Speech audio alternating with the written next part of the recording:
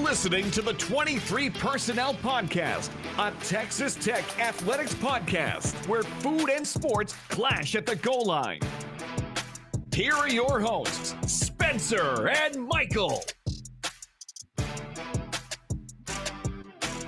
All right, what is up, everybody? Welcome back to another episode of the 23 Personnel Podcast. I am your host, Spencer, joined by Michael. Michael, what's up, man? I brought Rocky to say hello. Well, Can you see him? I What do you think, Rocky? Say hi. He's like, I don't know about this. I remember when we used to record at your house, Rocky would come in every now and then like, who is this dude? Who is interrupting my space? Yeah, he would. He's Come check out my bag and all this stuff I brought with me. He's the typical curious cat. Anyway, hello. How are you? Hello and welcome to AT&T Movie Phone. I'm good. I know we talked about last time being in the new space, but as you can see, we are still in the studio apartment. The apartment is the studio. Moved in, getting settled in the house. We found out, I probably told the story, that the penalty to break the lease on this apartment was 2 months of rent. We had 2 months left anyways. Like, I'm not paying that and whatever. Like, if I'm going to pay, I'm going to stay. Vacation home. Studio. Yeah. So right now it's a podcast studio. The TV and the change lounge and the bed is still set up here. I've got some dishes left. It's truly a bachelor pad now. So essentially, there's a TV on cinder block somewhere back behind you, isn't there? No, it's on an actual entertainment center, but it is empty. Camping chair. Is there a camping chair around? In a bag, but yeah, there's a okay. Bag there. Okay. It's So not, like, you set up. Well, you don't get it out unless there's company. Yeah, there's a fan. It's actually moving right now. Oh, actually, for the past few weeks, the AC had been set at 77 because I'm not staying here. Interesting conversation on the Gauchos. If you listen to that one yet about where the AC should be set up. Oh, I left it high because I don't need to cool this apartment while nobody's here. I left it actually higher, and then I came back randomly one day, and there was a smell in the apartment. Like, there's something off. Like, for whatever reason, 77, the apartment doesn't smell. 78, it's funky. Like, whatever. 77 it is. So, apartment stays at 77. The house, I think, is set at 76. I do like to be under a fan because 76 is a little bit too warm for me. But my kids and Samantha run cold. So, like, if I'm comfortable, they're freezing. No, the house doesn't have to be like 72 or below. Like, I would be comfortable if it was set like 74, 73. It's pretty much exactly where we've settled. Is 74 or 3. Yeah, the house in Lubbock, because of all the hard floors, you can keep it a little bit warmer without it feeling so warm. The more carpet you have, the warmer it's going to end up feeling for whatever reason. Well, we're like you. We have fans everywhere. I have a fan that follows me around as I'm doing chores. Like, I pick it up and take it with me. You have like one of the neck fans? No, I should. No, it's just your standard, I don't know, Vornado fan that's like the size of a dinner plate. And so I set it right next to one of the chairs in the living room when I need to cool off, or I set it on the counter when I'm doing dishes, or I set it on the dresser when I'm folding laundry, as I'm under a ceiling fan. So yeah, that we're a whole fan family over here. I have a Vornado on my desk, and like I will walk in. It's 2 clicks to set it to the lowest speed, 1 click for highest. It's too noisy for the highest speed. But it's red. It just turns. And this is despite the office being set at 68. The office stays at 68. I didn't set that. The director set that. I was like, actually, like, you and I can hang then if you're gonna set the office AC at 68. So can cured meats. I have a fan behind me that I don't have on because it's too loud. Yeah, there's a ceiling fan and usually another fan in every single room of this house. Yeah, the one oddity about this this apartment, no overhead lights. I mean, Well, no, that's sorry. kind of common, which There's an I overhead don't light get it. in the kitchen. And Yeah, there's an overhead light right here in the dining room. There's not one in the living room. There's not one in the bedroom. nope. I remember There are that. Oh, not in the bedroom even. there are light switches, like there used to be lights, but no overhead lights, no overhead fans. Those light switches, are they not hooked up to the outlets? Mm-mm. Hmm. So like there's a light switch by the front door, which you would assume it would cover either something right in the living room or right outside the door, like the light outside. That outside light is not controlled by anybody. It's just on a timer or like Well, hotels do that too. There's got to be some reasoning for it that landlords think that uh, us leasers and renters cannot be trusted with overhead lighting, much less a ceiling fan. God forbid a ceiling fan exists break something. I don't know. in a hotel room. Well, in the hotel room, I'm just like, I'm not paying for electricity, so I crank the AC all the way down. I turn it from auto to on and just runs the whole time. If y'all want to give me a fan, like I would leave the hotel at 75 if you just let me a fan. But no, I'm cranking this to low and the fan is always blowing on the AC unit. So The white fan I just told you about, Mhm. took it with us on a trip recently, brought it into the hotel. I'm pretty sure we bought that Heck fan on a yes. trip to It was put so in the great. hotel. Oh, it was so great. I needed the noise too. I think that's just as important almost with the nighttime. Anyway, Welcome to 23 personnel camp season. Fall camp started today, and we're talking about white noise. we're fans. We're AC big setting, fans. big fans. That's exactly what it is. Bury the lead 7 minutes in. Fall camp started today. When you listen to this, it'll be yesterday. 2 days ago were the opening day media press conferences. Watched that. Got some thoughts on the coach and essentially 3 coordinators because Kenny Perry went first. I did go through and share some notes from him. I put up in our notes the Big 12 schedule for us to start looking at that. We won't do that in full tonight. I'll have some thoughts. I'll ask Michael what he has. We're gonna have one more off week, and then we'll have our what's new for 2025, where we'll talk about any new rules, remind you like new coaches, like, oh yeah, Rich Rod back at West Virginia, Scott Frost back at UCF, stuff like that. Dana Holgerson is an offensive coordinator at Nebraska. Don't forget that. Big time players, where they move, like anybody to note in or out around the conference. I don't really like. You probably wouldn't care if I did that for the country, and that'd be a lot of people like, who's Quinshawn Judkins? That type of guy. But more like, I couldn't even give you an example, but like a transfer that went into a Big 12 school, like, oh yeah, we should Well, look at him. they all came here. Yeah, So it'll be a good. It'll be pretty one sided. I'm happy with it. And then after that, we'll talk about our Big 12 projections, where we'll go through in full. I say in full, we're going to go through pretty quickly because there are 15 other teams we have to go through their schedule on. And then we'll do the Texas Tech projection and week 1 preview, because by that time we're talking seriously about Arkansas. Well, I say seriously, previewing an actual football game that will count in the season statistics, win loss totals for 2025. So camp discussion tonight, or on this episode, preview season, where I'm finding a lot of big chip on your shoulder type of personality. That's where I'm at right now. Talk about kickoff luncheon. Got a few questions to answer. What do we learn? It's gonna sound like I'm bragging. I'm not. I've got some gripes about how men's fashion and pants and how the way they are cut and fit now.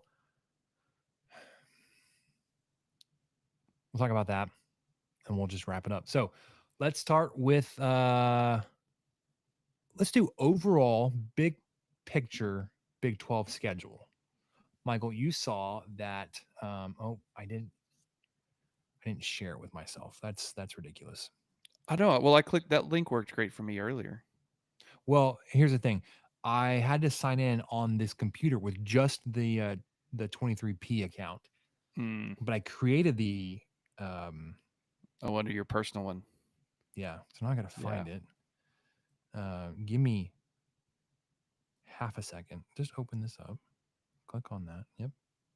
I am the owner. I know. Let me open it. These Google people. 23. This is perfect podcasting. Well, I could share what I found in the Why Matrix. don't you start while I get this pulled up? Okay, it was overall just really broad strokes. So Spencer put together this great matrix of all of the games, based by team, based by week, everything. And you look across here, and he's got it color coded, showing what's a home game, what's an away game, what's a neutral site. And you know, Big 12 fans, we've gotten kind of accustomed to quite a few neutral site games over the years, and I don't know really how I feel about that in general. It did get really old playing Baylor and Arlington, so that's still kind of stuck in my craw, if you will. But I look at this schedule, and the two things that jump out to me, there are only two neutral site games, and they are done before September starts. And the first one is, you know, pretty epic. It's K-State versus Iowa State in Dublin. Mm-hmm. So kind of a big deal. August 23rd, week 0. I kind of hate that. I like the exposure. I like that the fans get to experience something different. But I feel like that is such a great game to have a home and home with. I think that's really that's probably why they took it. That's probably why they took it, because they probably knew the fans would travel. But I don't know. It's just Are not there I kind of feel for the K-State and Iowa State fans that won't get to go to a game that they have typically been getting to go to for 100 years or something. I don't know. other Big 12 matchups that would lend itself to being played overseas? Possibly. I thought about that. I was like, I don't really know if I could think of one that would actually. I mean, maybe BYU Utah, Maybe. but I don't. I think West Virginia would be a good one, because a lot of their ancestors are from where they'd be playing. I mean, at least as far as the state of West Virginia. I don't know if, yeah, that would be interesting, possibly, to somebody. I mean, 'cause I think about other like regional style of matchups that we have in the Big 12, and I just don't think they would hold any kind of allure to a European audience. You have just spoken truth to the problem of college football in general. Which I guess is not actually a problem. Like, we don't have to allure to audiences in the UK. We probably have much more of a pull down in Mexico. Yeah, there's no one tuning in to Texas Tech versus Cincinnati just to see that matchup. Those storied franchises going at it for the third time, maybe second. I don't even know. They're both red and black. Wow. If you could get enough actual fans of programs of like West Virginia and Pitt, like introduce them to like something that's hostile like that. But how many of those fans are like? And I'm not throwing shade at those fan bases, but like, how many of those fans would travel to London to go watch that game? Well, it's probably easier to get to than Morgantown. They would have you believe it's probably easier to do that than get to Lubbock. Absolutely, they would. Despite flying directly into Lubbock. Where do you fly into to get to Baylor or Fort Worth or Morgantown? or Kansas State, because you're not flying into Manhattan, Kansas, or Morgantown, West Virginia, or Waco, Texas, or Fort Worth. You're flying in and then driving an hour. But heaven forbid it's so hard to get to Lubbock. No, it's actually easier. And until Not this bad. most recent round of realignment, it was second largest city in the Big 12 behind Austin. No one says it's hard to get to Boulder. Can't fly into Boulder. Nope.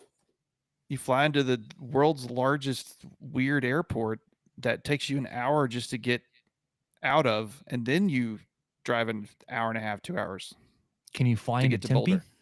Nope. No. You fly into Tucson? Nope. Now, granted, like one of the, I can't remember which one. One of those is close to the I know. Phoenix airport. I never know. I never know. BYU, that's a good 45-minute hour drive down from the Salt Lake airport. UCF, okay. You can fly into Orlando. Cincinnati, yeah. Houston. Yes, but Houston's huge. I have an issue. There's 2 Houston airports. Which way are you going? I booked a flight for next week, actually. Which is strange. I'm flying from Corpus Christi to Houston. We have a marketing retreat there for our division team. And they said, make sure you book a flight into Hobby. And on our travel website, I said, I want to fly into Hobby and I want to go blah, blah, blah. And then it gave me airport codes when it gave me the search results. IAH. You know what IAH stands for? George Bush. Yes. Make that make freaking sense. You have 2 airports in the city of Houston. One of them has the name Hobby in it, but that's the one that has the H.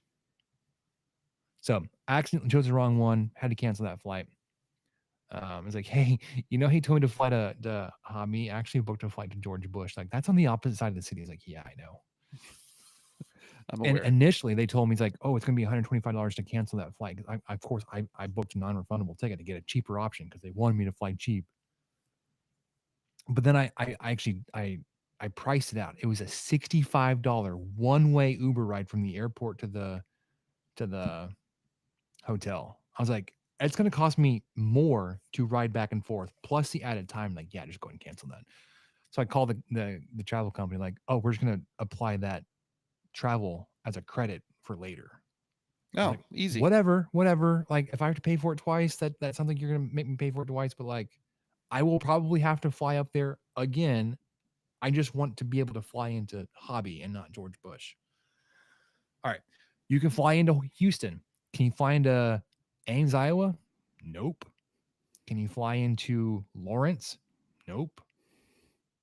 You get the point. You can't fly into any of these places except for Lubbock, Cincinnati, Orlando, and Salt Lake. So STFU about how hard it is to get to Lubbock. We'll talk about that in a minute too. All right. You mentioned your 2 neutral site games. The other thing I noticed, Michael. Oh, I didn't say the second one. Well, you just mentioned there were 2. So one is Iowa yeah. State, Kansas State in week 0. Kansas is also playing in week 0 against Fresno State, which gives them 3 buys. Or does everybody have 3? No. Okay. Week 1 is the other neutral site game. I don't even know where it's being played, but Cincinnati, Nebraska on Thursday, the Arrowhead. 28th. Okay, they're playing at Arrowhead. Nice. Which makes sense. There's a nice Big 12 legend connection to Mr. Kelsey. I'm about to say, I was going Mahomes. Like, Mahomes played neither of those teams. Well, no, but of course. But Kelsey did, yes. Yeah, You're right. The other thing I noticed, okay, so there are 1, 2, 3, okay, 4, 5. 5 non-Saturday games across all of Big 12 teams in 15 weeks of games. Wow. Just 5. So you get week 1, Cincinnati, Nebraska's on a Thursday. Week 6, BYU, West Virginia, they play on Friday night. And I can explain that if you need to. It's a BYU scheduling issue for that weekend. Well, here, I'll tell you what it is. The church has a semi-annual conference that first weekend of October every year, and April, which is why that baseball schedule, they'll either play early, like a Thursday, Friday, and a doubleheader, or they will just be off that weekend. And that's why that first weekend in October, they're playing on Friday night instead of Saturday. Okay, and then you get week 14. So the week of Thanksgiving, you've got 2 games that are either Friday or Saturday. I counted them as a non-Friday or non-Saturday game, although technically on the schedule it says Friday or Saturday. So Well, that's up the to time to do 5. it. That's the time to do it. Yeah, for sure. Like if you're gonna have a non-Saturday game, Thursday, Friday, whatever, that week of Thanksgiving, perfect time to do it. Up to 5 non-Saturday games, 2 of them being Thanksgiving. Nobody has any like weird like bye weeks that are really close together or really far apart, which I thought was very balanced. Oklahoma State probably has the longest stretch of games between bye weeks. They Good. go 2, 4, 6, 7 games in a row between their bye weeks. So they go off on week 3 and then off again on week 11. TCU has the earliest bye week of anybody, starting in week 2. And then they go 2, 4, 6. They go 7 games as well before they hit their second bye week in week 10.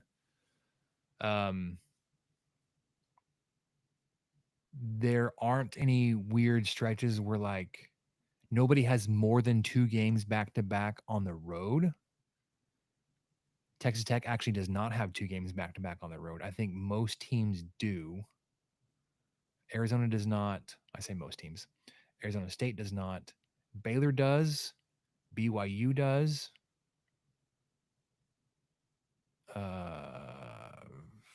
Iowa State does. Kansas does. Oklahoma State does. And that's it. I haven't counted home and away total games, but Texas Tech has 7 home games. I would assume anybody that's playing a road non-conference game is going to be balanced at 6. It looks like Arizona is the only other team playing every non-conference game at home. They have Hawaii, Weber State, and Kansas State, I believe, as a non-conference game. Yes. And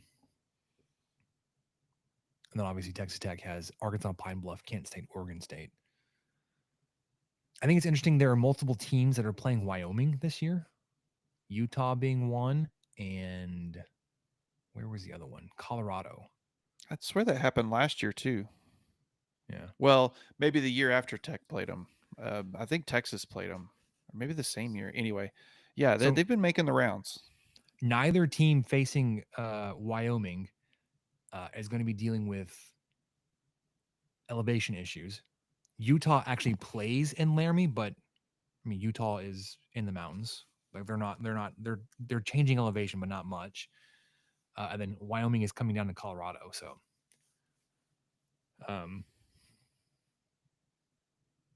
yeah. Yeah, that elevation. I mean, there's a lot of levels to it. It's really, it can cause offensive coordinators to forget to hand the ball off sometimes to their, wild 1,000-yard running back that they didn't have a 1,000-yard running back yet, but then again, yes, they did. So the elevation can get to you on multiple levels. Yeah, elevation sickness is a real pain. Yeah, that lack of oxygen. You know what would be interesting for me to see would be like Houston going up to Wyoming, or Wyoming coming down to Houston, or Florida, UCF. Yeah, well, that's a long flight. Flights, yeah. drives, because can you no fly longer than Laramie? Utah, probably. Well, it's a direct flight. Salt Lake to. Yeah, you might have to stop at Denver on your way to Laramie. That'd be my thought, or get off at Denver. I think that's what you do actually. I don't even know. I don't even That's know. Fine.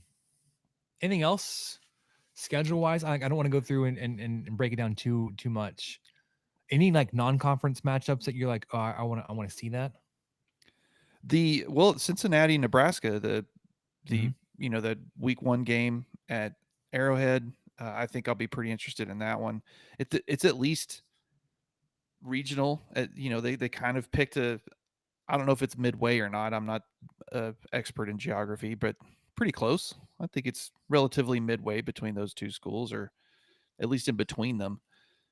So I do like that. I like the possibility of seeing Texas Tech stuff in the background on random video screens or Mahomes, something, yeah. some random double T popping up here and there.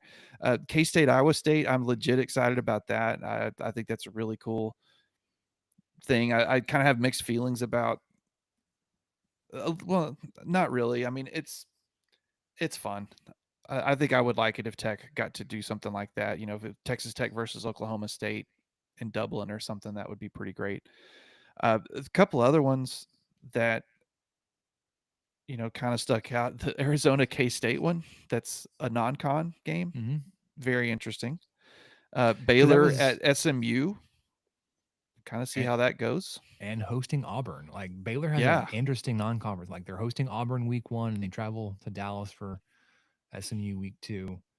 Um, Yeah, before hosting Samford. So they don't get, no offense to friends of the show. And Texas Tech has lost some of these games or come really damn close to it. So they don't get the warm-up game until game 3 versus Samford. Whereas most of these yeah, other teams get their warm-up game first, aside from Cincy and Iowa State and K-State. yeah. K-State versus North Dakota. That's always one you keep your eye on. Versus Army too. They've kind of look out. I mean, the start to Iowa State season, obviously you got Kansas State, South Dakota, and then Iowa. Yeah. The other thing I found interesting was that unlike the SEC, all non-conference games are done week 4. Then from week 5 through 14, it's nothing but Big 12 action. That's right. You do get obviously conference games earlier, week 0. No conference games week 1 or 2, but you do start getting conference matchups in 3. Colorado at Houston. That would be the first one. Even though Kansas State and Arizona are also playing week 3, it's a non-conference matchup. Let's see. I mentioned Auburn, SMU for Baylor. Georgia Tech going up to Colorado, I think could be interesting. West Virginia, Pitt for sure. I mean, that's always on the radar. But yeah, Georgia Tech, Colorado, a lot of potential for some gold on the field. Yeah, and then 2 different Big 12 teams are playing North Carolina this year. UCF playing them in week 4. Really? TCU going week 1. Unless I could have misread the schedule. I was copying this over from the Big 12 website, but there are 2 teams. Also 2 teams playing SMU, TCU and Baylor both playing SMU. So it's a cool little triangle matchup there. All 3 playing each other. Well, and I think you already touched on it, but I don't know if we mentioned exactly who. Colorado and Utah are playing Wyoming. Man, so okay, I didn't see North Carolina. Well, yeah, that definitely. I want to see how old Wild Bill handles the college world, and so we'll get to see him play a couple of Big 12 teams. I did not know that. Yeah, so for sure TCU playing them in week 1. I just double checked that with the TCU schedule. Who else is UCF?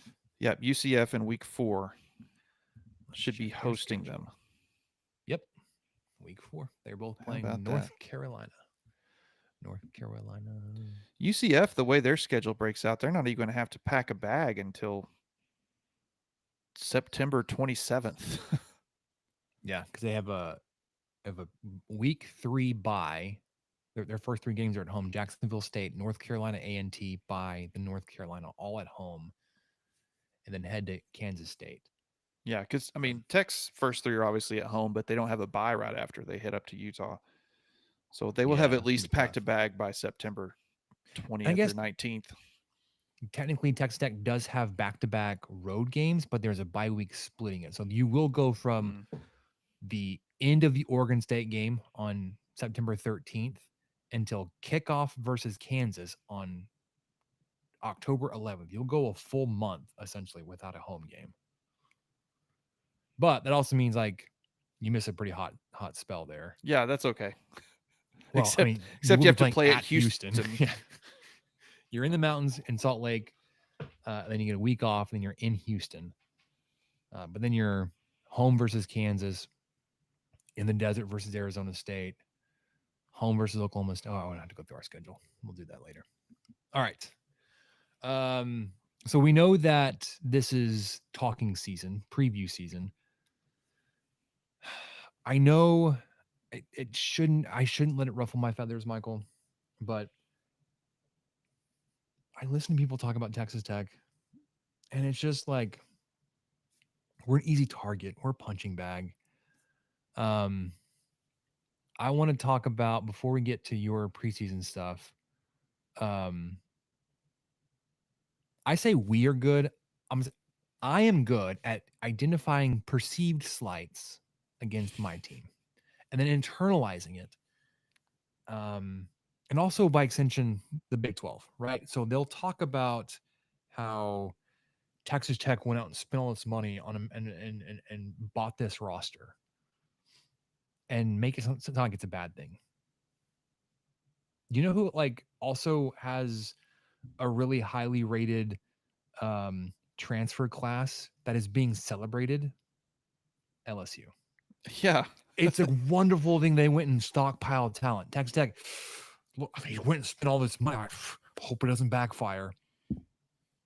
no, they hope it does. They literally did the exact same thing an SEC team did, but ooh, I don't know. What are they going to do? LSU's like, good job, fellas. Way to go. You're trying to compete. Okay, a-holes. And we're just trying to waste money.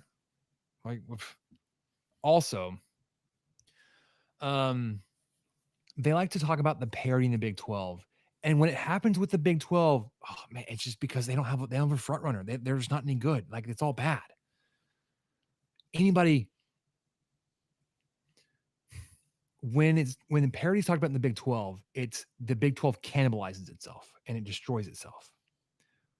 But when it's like the SEC and they have like 10 teams could win the conference, it's so exciting. It like anybody could win this thing. It's well, you got to tune in week to week. It's like you're literally saying the same thing. Anybody can win the conference. When the Big 12, it's like they just don't have anybody good. They're just all bad. The SEC, the exact same thing. 10 teams can win it. Oh my gosh, you can't miss a single matchup. They have so many good teams. Spencer. Which one is it? Yeah. Like it's good when 10 teams can win the SEC, but it's bad when 10 teams can win the Big 12. Well, and no one here, because we talked about this a few episodes ago. The SEC, as much as we don't want to admit it, far and away, top to bottom, is the best. Has the best football teams in the conference, or And in the country. I won't fight you on that. Yeah, I mean, nobody's. I don't think. I think the numbers back it up. I mean, things may change. Who knows? But top to bottom, they are. They've got higher quality teams supposedly based off metrics. But the other thing is the same thing, exact same thing you're bringing up, top to bottom. Their range is almost identical to the Big 12's range. That's what we were looking at, and that's what we were trying to say it during that too. Is that it is kind of a slight. The SEC is seen as these teams are just all so good. All of them are so good, but the Big 12 teams like, oh man, they just nobody can come out on top. Just can't break through. Nobody can break through. And it's not because they're all so good. It's just because they're not good enough. Yeah. Or like how it's a bad thing that new teams to the conference means, or new teams being competitive in the conference mean that conference was bad. You know who won the Big Ten last year, Michael? Yeah. Oregon. Oregon won the Big Ten. Was that a bad thing for the Big Ten? No. They celebrated that. Well, But when Arizona State comes in, and combined with they were picked to finish dead last, God, they just they have no one to lead them, Michael. They had to have some new person, nobody come in and save them and win the conference and lead them out of the depths of misery. well, that's every team that's entered the SEC has done that in the last 15 years. Mizzou had their year early on. A&M had their year early on. Texas had their year last year. They're going to get a shot again this year. But those don't. You're right. It's just.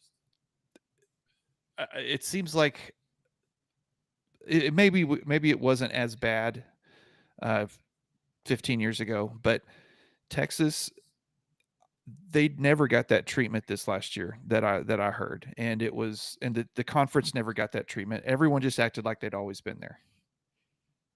Oh man, what a great matchup for the SEC with Texas up here on top and Georgia, going at it. And got Tennessee, and they just made it all sound like they had been there forever, which is really frustrating. How pissed should OU had been? They legitimately ran this conference, but all anybody talked about was Texas. Oklahoma's well, because we won the thing 18 times in a row. Well, that's kind of the same. Yeah, that's how it went outside of the Big 12 for probably the last 20 years too. The other Texas just can't put it together. They just can't get it. Well, yeah, because OU's won 5 of the last 12 Big 12 titles, and they are averaging 10 wins every year. I know, but just those Longhorns, they just can't. All right, good won talk. 60 home games in a row. Right. The other thing, back on transfers, I was listening to. They were legitimately talking about Iowa, and they talked about transfers and roster building and hiring 2 new coordinators. How all of these things were a positive for Iowa to lead them ahead, and how excited and how the projections favor Iowa winning double-digit games. They're replacing their starting quarterback with an FCS transfer, Michael. So not a group of 5, not a non-starter somewhere else. This is a guy coming up a level. Well, and he probably, I would imagine, was not paid a dime that we know of. I'm sure it was just for the love of Iowa, for the love of being a Hawkeye. Sport. Yep. Kirk Ferentz was he was mentioned as a positive for the program. It's the dude that's been on the hot seat for several years and can't field an offense and replacing what sounded like most of the front 7 on the defense. Their schedule, including 5 of the biggest heavy hitters in the Big Ten, plus Iowa State, but somehow they're supposed to win 9 or 10 games. If Texas Tech we're hired 2 new coordinators. We're not replacing, but we've went out and built depth all over the roster.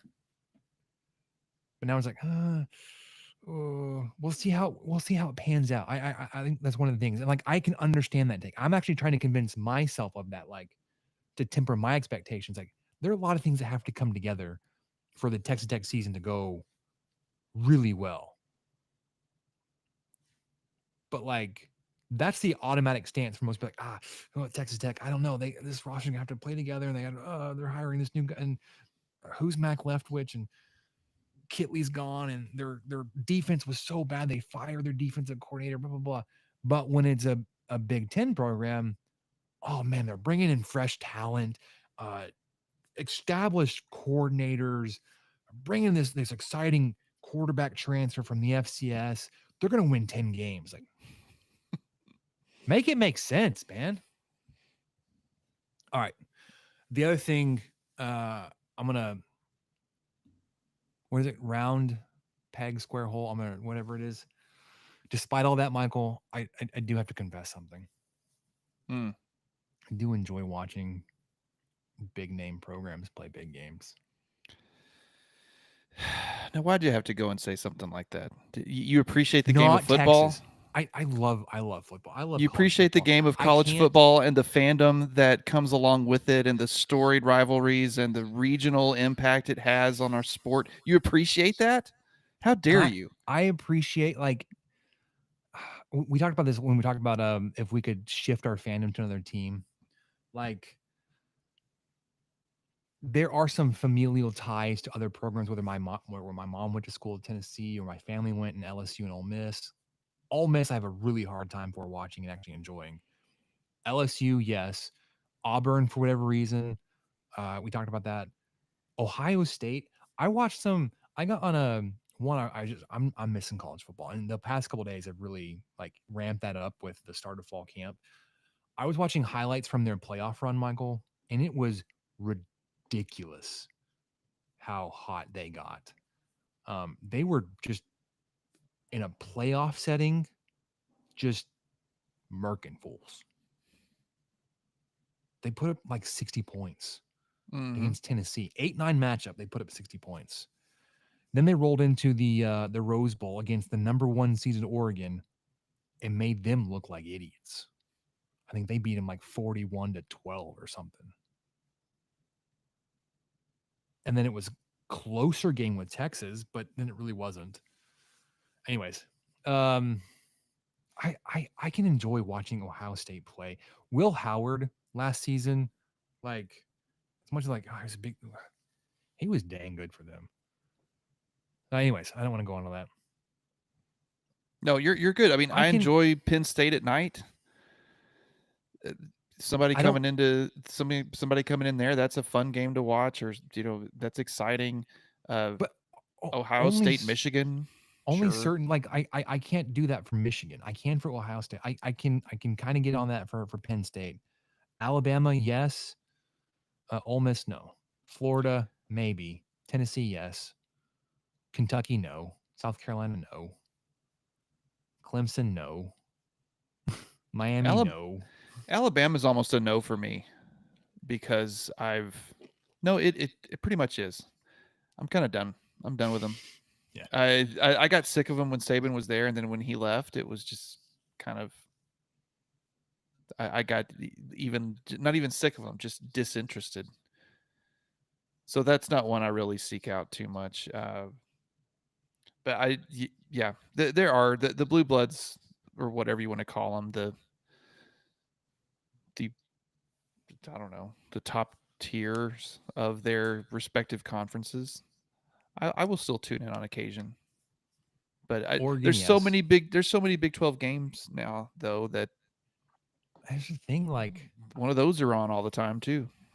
Like looking at the Big 12 schedule, there are not a lot of Big 12 games that like I would give precedent or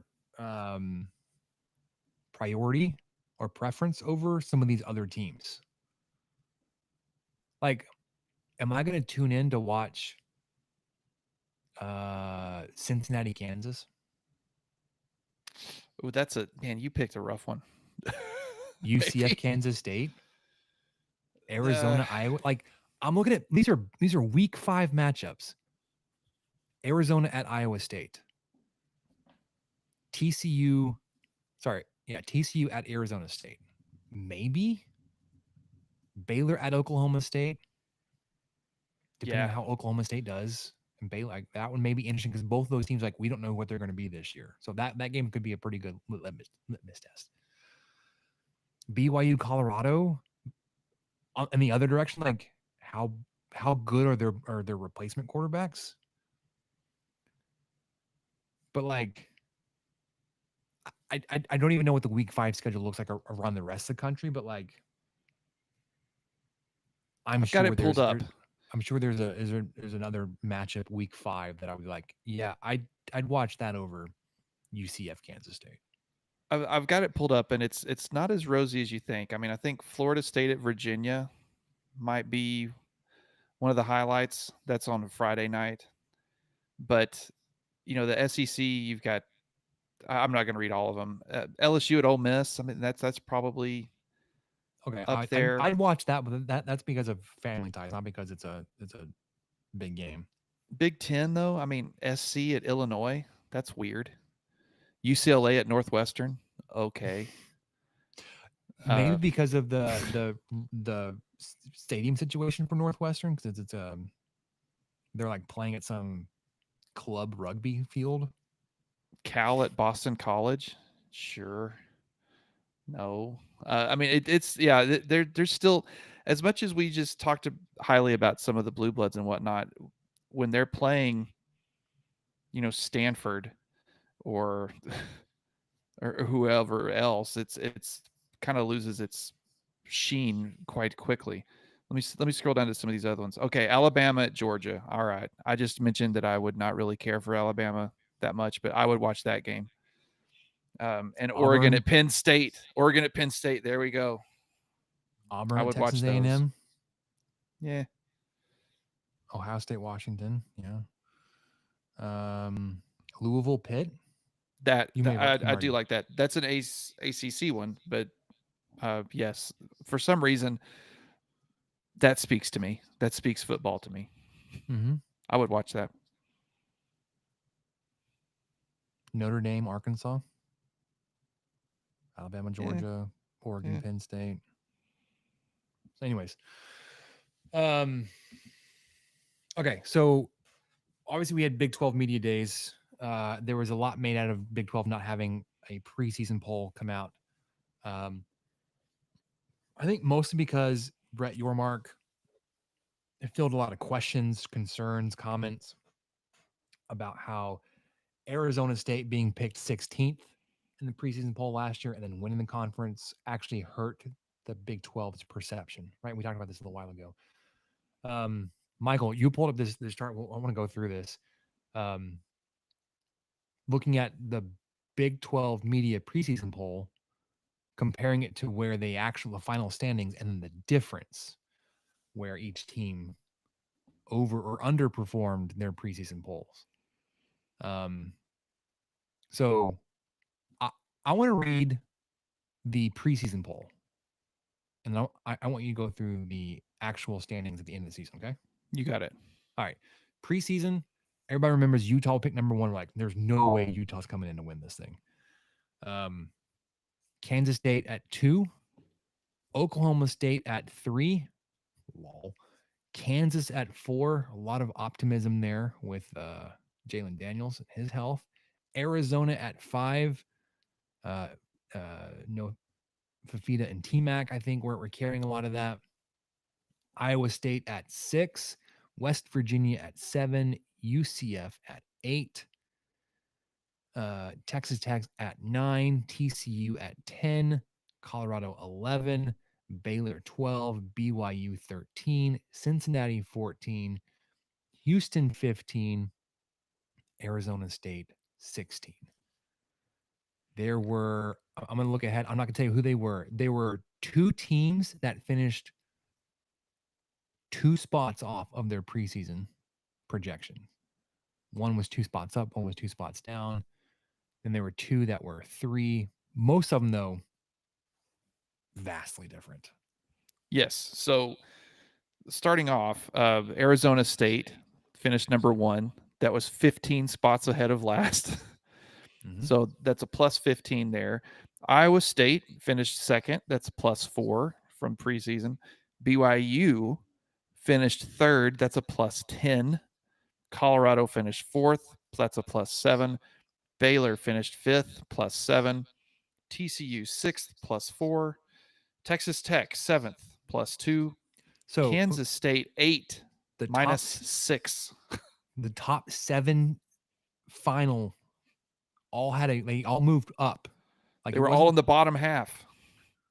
Yeah. Gone. I think. Actually, no, that's not right. They weren't all in the bottom half, but most of them were. Iowa State was the only one that wasn't in the bottom half. Correct. Number 9, West Virginia, slipped 2 spots from preseason, so they were a minus 2. Kansas was a minus 6. Cincinnati was a plus 3. Houston was a plus 3. Utah was a minus 12. The number 1 pick finished 13th. Arizona was a minus 9 at 14. UCF minus 7 at 15. Oklahoma State minus 13 at 16th. I kind of get your Mark's point, or whoever decided, because that was crap. Every team, if you take the absolute value of all those numbers and divide them by 16, you end up with 7. So on average, almost every single team was off by 7 spots from where they were picked preseason. No, again, a lot of it had to do with like obviously Arizona State being picked last, moving up to first, and then Utah dropping 12 spots, Oklahoma State dropping 13. It wasn't like everybody just shifted a couple of spots. It was no, you had like teams going from the bottom to the top and then top to the bottom. Like it was Well, yeah, I mean, wild. And then we had big swings in the one, middle. yes, 1, 2, 3, 4 double-digit shifts because BYU shifted 10 places up too. I kind of get it. I kind of get, if it was that bad and that wrong, good night. I mean, it's just fodder for guys like us to talk about a year later about how horrible it was. And it reminded me that something similar happened. It wasn't quite as egregious, but I remember everybody latched onto it, especially at the end of the year, and especially West Virginia. So 2023, they were picked last in the preseason poll. They were picked 14th. That was back in the day when the Big 12 only had 14 teams. You remember that? Only 14. Only 14. So 14 of the 12. They finished in a 3-way tie for 4th. So I remember that being, I think they had some social media traction and stuff there towards the last few games of the season. I think they lost the last couple, but they had a chance to really go above and beyond what they were predicted to do. And so maybe the taste of that plus how awful last year's was, I haven't missed it. I mean, I think that there's been some folks that have or feel like that they should do it, but a lot of times they're the same people that hate preseason rankings, period, because it feeds into a bias automatically when you're on your TV.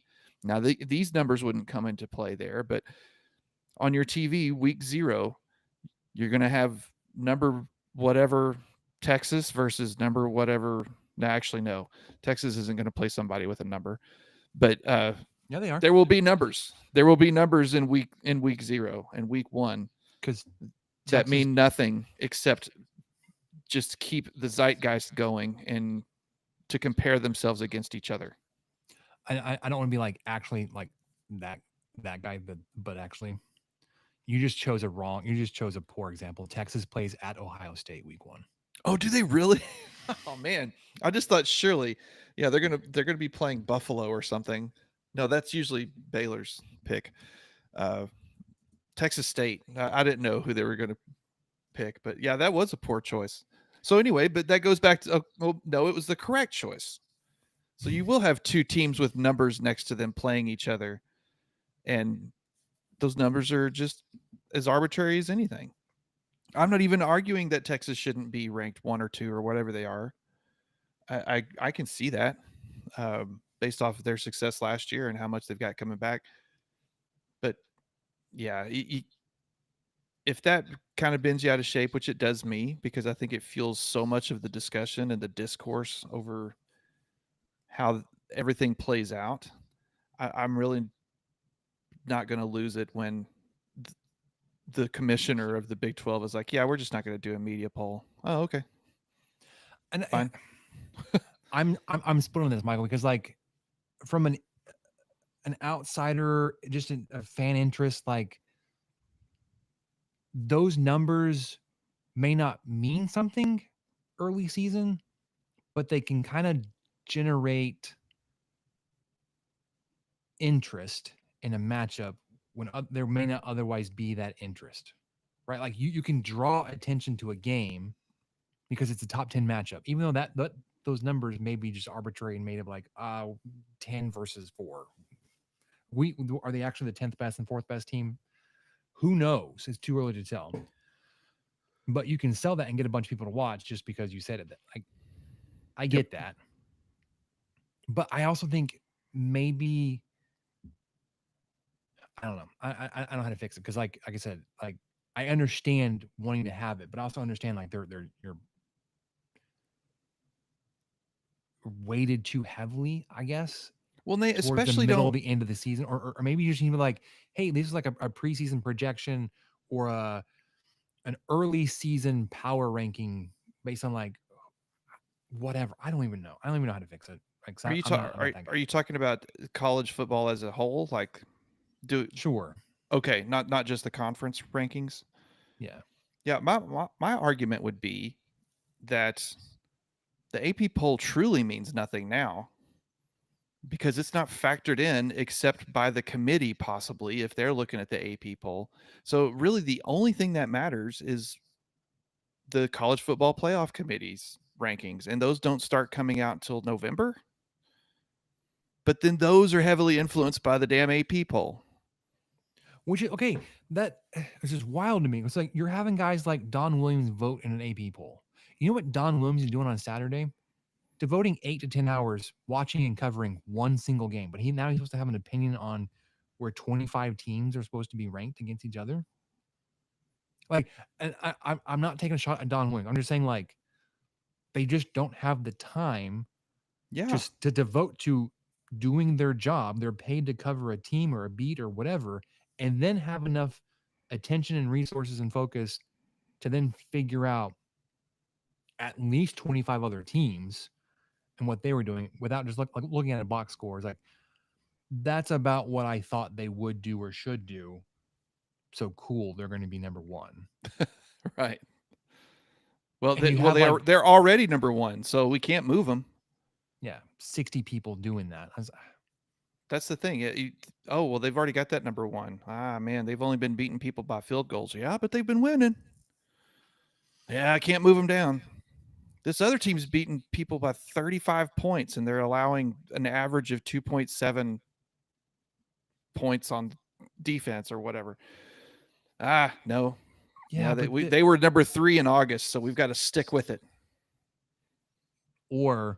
But their schedule is. I mean, look. Yeah, that too. There you go. They're in the Big 12. Their schedule's weak.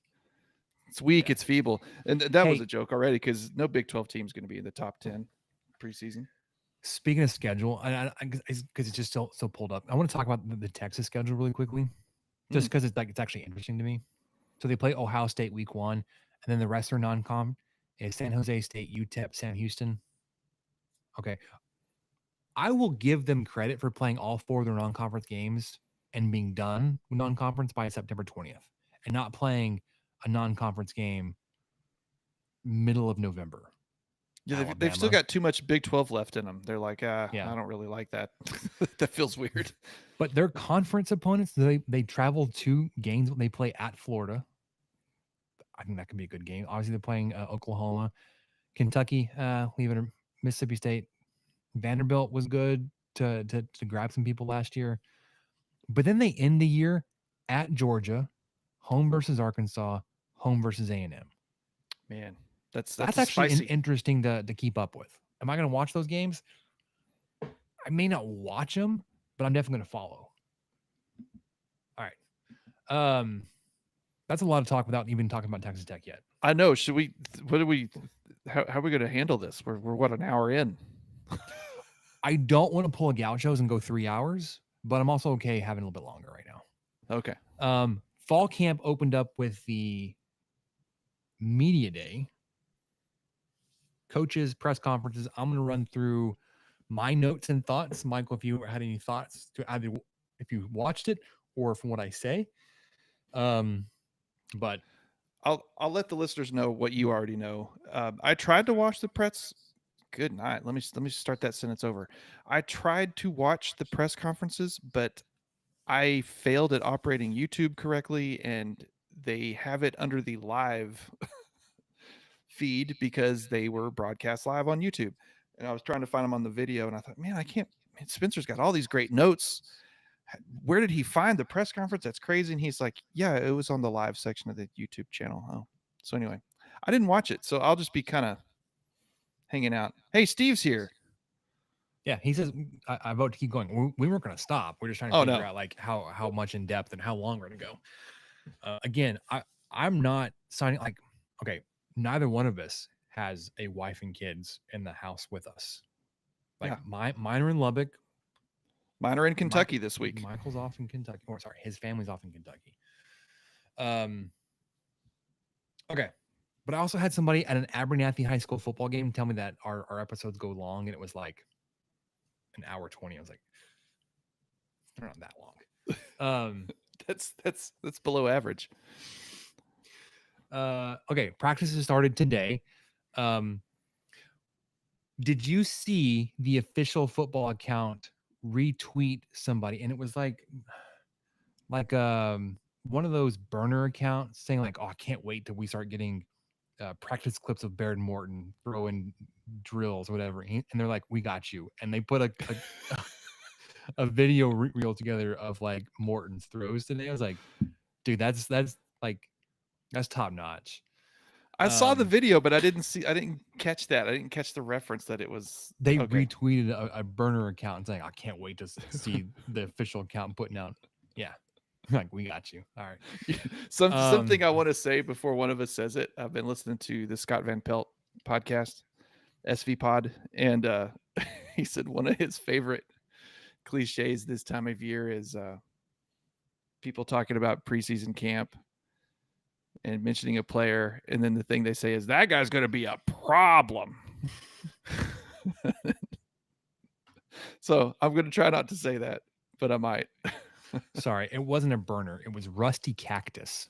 I mean, so that's probably that's obviously Rusty F Cactus. That's a legit name. His handle is his handle is Rusty Cactus 69. Oh, well, that's probably the year he was born, or just a very significant number. Yeah, good. A lot of good Chevelles, good muscle cars made that year. Yeah, it's a great car. He tweeted, "I can't wait for the clips of a fully healthy Baird Morton to come out of fall camp." And then the Texas Tech football account said, "We got you," with that video. Homeboy was slinging it. He's going to be a problem. There were a lot of like sidearm throws. Like, what are we doing, man? Yeah. All right. Okay. Back it up. Coaches' press conferences were Tuesday. Unprompted. McGuire starts off a very detailed injury report. I'm going to run through it really quickly. Chapman Lewis, I think, was the headliner of this. He and Justin Horn are both coming back from ACL repairs. Both of them should be available around October 15th. With this depth at safety, they're trying to redshirt Lewis. He is not redshirted yet. And at that point, I have the schedule still pulled up. If he's actually cleared and ready to go by the 15th, you'll have 1, 2, 3, 4, 5. You're halfway through. You have 6 games left. So you can work him in to play 4 of the last 6 and maintain a red shirt. Horn, on the other hand, has redshirted. They said they'll work him in as soon as he's ready to go, game speed, and get him out there. Ellis Davis, coming back from a back injury, should be back around the 29th of September. Cash Cleveland, coming off of a foot injury 2 weeks before that, really as early as September 8th. Macho Stevenson, coming back from a shoulder as early as September 1st, so would realistically miss just the first game, maybe the first 2. AJ McCarty will miss a little bit of fall camp. It will be cleared either next Friday, the 8th, or the following, the 14th, same as Terrell Tillman. And then he said there are 3 guys, and he didn't include this in the earliest part, but I pulled them out as he mentioned it. Hunter Zambrano, Vinny Scurry, Reggie Virgil have all been cleared, ready to participate. They're going to start off in non-contact jerseys, although they're ready to go, just to get them back up and running. I don't love that you've got 2 offensive linemen on here, especially Cash Cleveland, that was kind of expected to be brought in to contribute and help bolster your line, at least depth-wise. I don't love AJ McCarty being on this list, being he's going to be a contributor, starter, or at least competing for a starting spot there. But being that he's coming back in during fall camp should be fine. The guy he's competing with is Mike Dingle. So I think obviously McCarty's got age and experience, but Dingle's got the physical measurements, athleticism that really has Blanchard excited. And he flashed, if you listen to Kyle talk about his pass rush think like he had one of the highest pass rusher grades of anybody on the defense last season. Okay, so from there, McGuire talked about the running backs, and he said he had a group of guys at Cedar Hill call themselves a committee. He said, I want these guys currently to call to nickname themselves a committee. Because he was asked about how is that rotation coming out? Is there a starter?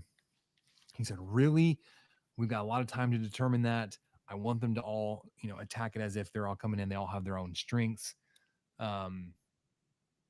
It sounds like it's going to be a 1-2 of Joyner and Jacoby Williams, but Dickey is obviously right there. Williams and Dickey will be playing. It sounds like they're both going to be on the kick return team as the main return guys in the back, although Williams would be the primary returner. He called Dickey the off. What do you call it? The off returner. Yeah.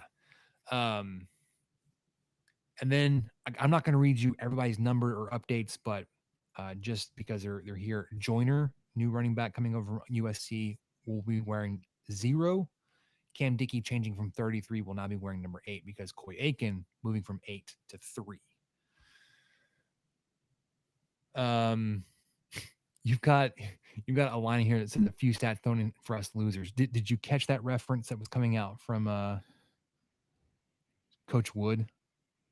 I did. Okay. Stats are for losers. Stats He would love our podcast because we love stats. And I get what he's saying, that like you're only of course deep diving into stats. One, if you're a nerd, but 2, if you're trying to like justify or find a reason why something went wrong. So did you want to talk about the SI article or just keep rolling? Oh, not really. I was clicking through there to see if there's anything that's kind of jumping out at me. It's just I don't know. Like you said, with Joyner coming in from USC, he averaged over 7 yards per carry in 2024, 567 yards. So, I mean, if they truly do this by committee, it is going to be kind of an interesting 1-2 to see he and Jacoby Williams, who's completely different kind of runner, hopefully give the defense fits. And so it's going to take some adjustment for all of us. I think we've all been spoiled to Taj Brooks the last 2 years, particularly. Just so Thompson before that, we just had a lot of just reliable, mainly one guy for the last few years. You could even go back to Washington's days with Kingsbury. I mean, we roughly the last decade we've been pretty spoiled to having a clear number 1 running back. So this will be kind of an adjustment back to what we saw, later towards the end of Kingsbury's tenure, and just kind of throwing some other guys out there and trying it out. But I'm trying to be optimistic on it. I know that that's a little bit more of a plug and play than what Kitley would try to do with quarterbacks, which still just boggles my mind. But I think running backs, you've got a little bit more chance to have some success there and throw some defenses off. I love that all 3 of them are different. Yes. Like if you were to like create a Venn diagram, you're going to have like a triangle shaped Venn diagram. Like, Joyner and Williams will both share like a speed component. Joyner and Dickey will share some of like the size and strength. And then I don't know where like they would overlap between Williams and Dickey. Although like purely body style and running style, like Dickey kind of reminds you a lot of Taj Brooks, but without the boring reliability that Brooks brought you, where you could just like hand it off and just know you're gonna get 4 yards. Yeah. And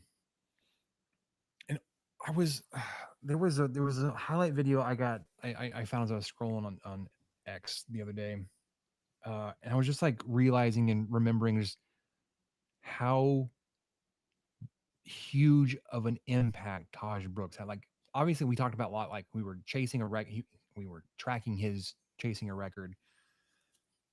And like he finished with 1,500 yards 2 years in a row. That's ridiculous. That's so many yards. And it was like I said, if you needed 5 yards, it was just like understood. You just hand the ball off to Brooks. Like we're gonna have to figure out like that reliability will not be there. Mm-hmm. Can Joyner get you 5 yards? Absolutely. Can Williams get you 5 yards? Yes. Can Dickey do it? Yes. They're all shown flashes to do, but like it was just automatic almost.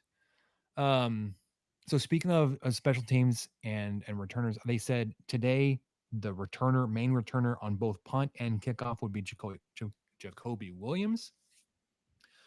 Roy Alexander's also working to be the primary kickoff returner. So like not like he and Williams are fighting for that spot, not Alexander and Dickey. And then on punt return, it is Jacoby Williams and Micah Hudson competing for that spot. Belafonte would be your primary field goal kicker, and then Stone would be your kickoff kicker. I don't love the kicking situation based on how it went after spring. And then obviously the coaches didn't love it when they went and got Stone an additional transfer after spring practice. Like they didn't feel settled about it. But, you know, you're going to need Belafonte to figure it out. We mentioned Reggie Virgil's health, starting off in a yellow jersey, but he's been cleared, ready to go. McGuire said he's actually excited to get to the mic'd up version coming up in practice where they're going to have him going to be mic'd. He said he's got such a big personality, and Lee Hunter. And he mentioned there are two outside guys in reference to Virgil, and he said, and CD, which is a Caleb Douglas, can really run. At that point, I guess I had forgotten, or I didn't notice or remember whatever, that Koyakin was being moved inside. I was like, oh, they're not talking about Aiken on the outside. So outside guys, Reggie Virgil, Caleb Douglas. That's exciting to me. I love that move. And then he quoted Leftwich as saying, "We can score from afar." It's like, say less, man. Say less. Tight ends. He said they basically have two guys at like, so they have two different body types. They have like an inline traditional type of tight end. And then you have an off the ball, more of a receiving guy. And they have two guys at each that they kind of envision. So John Carlos Miller and Llewellyn, they said are both physical, great run blockers, would be considered more of your inline traditional type of tight ends, although we know Miller can obviously he can catch. And then your more receiving tight ends, he said, are Terrence Carter, although he's a willing blocker, he's more of an off the ball. He threw in same as Trey Jackson. I don't think we'll see a lot of Trey Jackson, nor I don't think we'll see a lot of Llewellyn. I think you'll see John Carlos Miller, and Terrence Carter this season. Now, Leftwich, I'm going to skip ahead, has not typically played with a lot of tight ends. He was asked about that. His answer was they just didn't have a tight end to do it.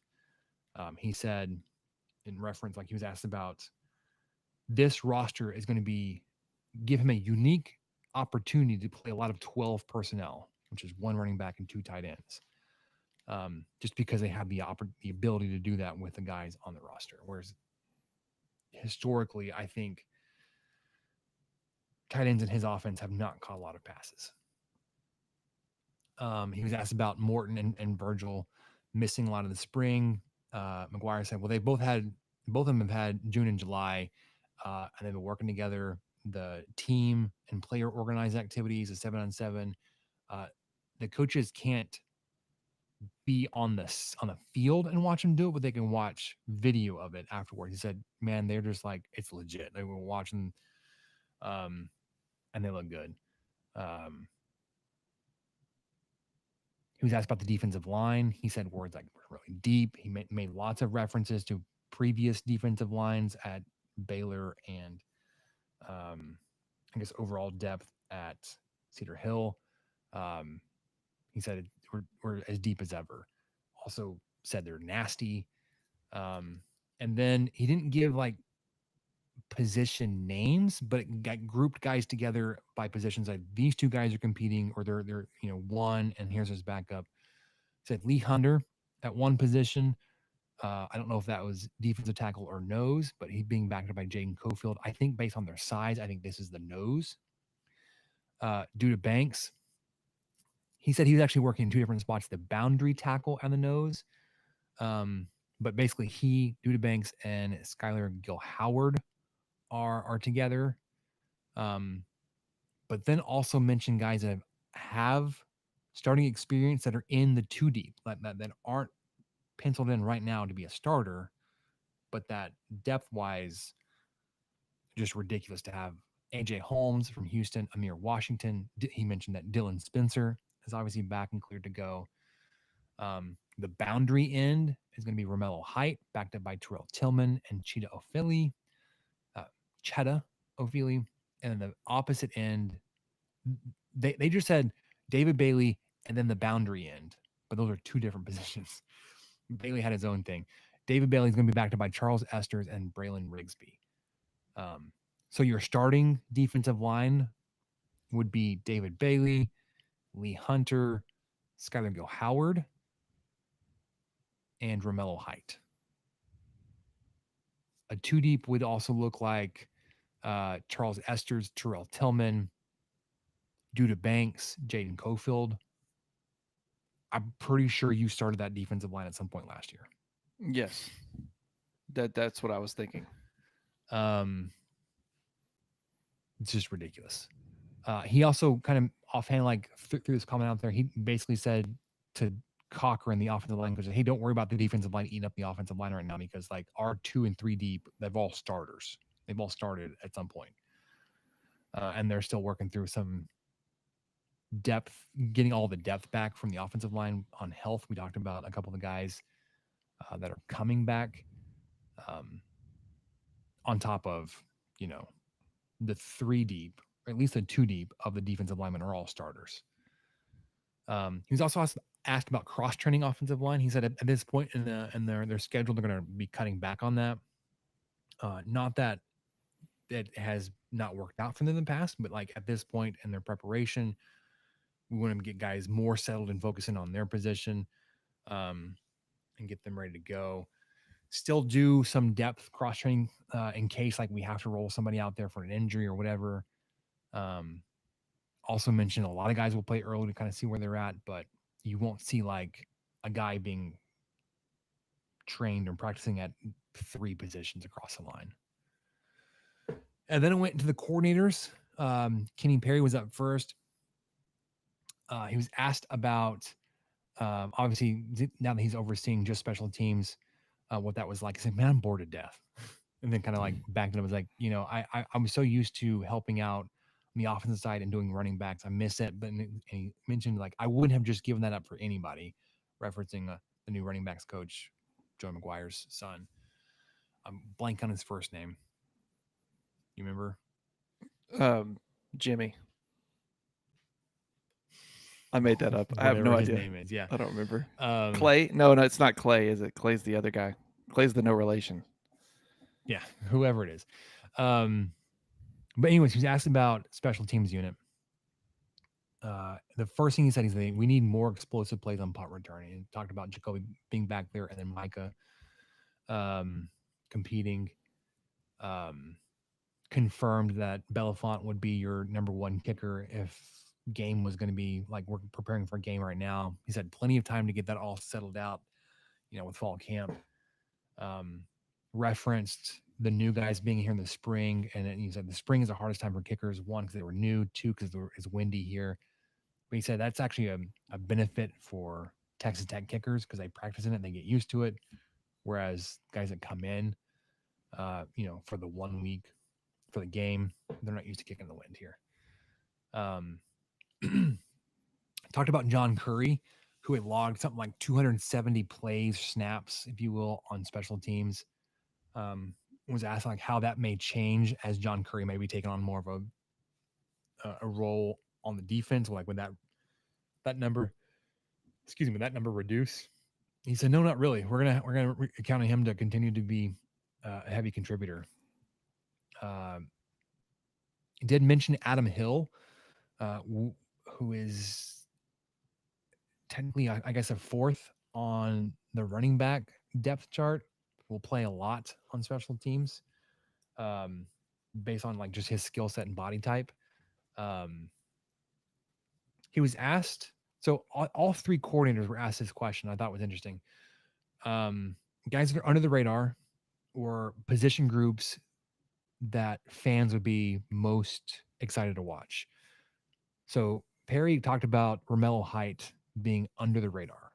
Obviously, we heard that from McGuire when he took Height to media days. Like nobody's talking about him enough. He said he's a freak. And then Cole Wisniewski as well as a guy that's not getting enough attention for what they could do for this team. And then he mentioned the general depth, how it spills over, and just a funny reference. He said the past couple of years, like basically on special teams, they're looking for anybody with a pulse to contribute to special teams because you're just so depleted by the end of the season. He's like, now we've got guys like Leighton Stone who've come in that because of the depth on their position may not be able to crack into it and get a lot of meaningful playing time as a wide receiver like Leighton Stone would or Adam Hill would in the running backs room, but will absolutely contribute on special teams because of just the depth and the skill they have. Defensive coordinator Shale Wood was next. Was asked about like, okay, what do you envision the scheme being or the identity? I think every defensive coordinator in the country wants to say we're an attacking style defense. That's kind of that like I don't even pay attention when they say that because I think everybody says that. But he was asked about install versus working on fundamentals. He's like, at this point, we're going to be shifting more towards fundamentals. I think we got a lot of, our base install in. We're going to work on teaching the fundamentals of their positions, of their groups. The scheme will come after that. Like if we can get them to play fast, being a linebacker will follow type thing. We was asked about creating turnovers. And I think it was interesting departure from previous, like he mentioned, like, yes, McGuire has a take three mentality. We talk about that. He said, but if we play fundamental football, especially if we're good run defense, you're not going to have as many fumble opportunities because they come in the open field, whether you get a big hit or you get a guy like Rodriguez coming in, punching the ball out. Those happen not at the line of scrimmage as much as they happen downfield. It's like if we're doing our job and being a good run defense, those opportunities would be more limited. But he also said if we're doing our job, getting pressure on the quarterback, getting him off his rhythm, and getting him off target, like he's going to throw the ball to us. So like that may even out some, where you may have more interceptions and fumbles. But essentially said we're going to work on being a fundamentally sound defense more so than we're going to preach going after turnovers, which I thought was an interesting change. I mean, I would take a 3 and out. I would consider that a turnover based off what we have seen historically. So yeah, bring it on. Yeah. So he was asked about which position groups fans would enjoy watching the most, and he was like, "Well, I'm kind of biased. I think fans can enjoy all levels of this defense." He said each level has playmakers and sometimes multiple. But he said he's really excited because of the position groups up front, both interior defensive linemen and the rush edges. So he specifically named Romello Height, which he will play the dog position, and then David Bailey, field end, Lee Hunter, SGH, Skylar Gill Howard. He basically picked a guy from each level. Jacob Rodriguez, I think everybody's excited to see what he can do with a great defensive line in front of him. And then 2 defensive backs, Bryce Pollock. He says a big, aggressive tackler, great ball skills and coverage, and Cole Wisniewski. So you got Wisniewski mentioned now by Wood and Perry, Romello Height by all 3 coaches that have spoken so far. I'm excited to see like just what all these pieces can do, because you can't focus on one guy. You kind of have to spread it apart, like how that may open up somebody else.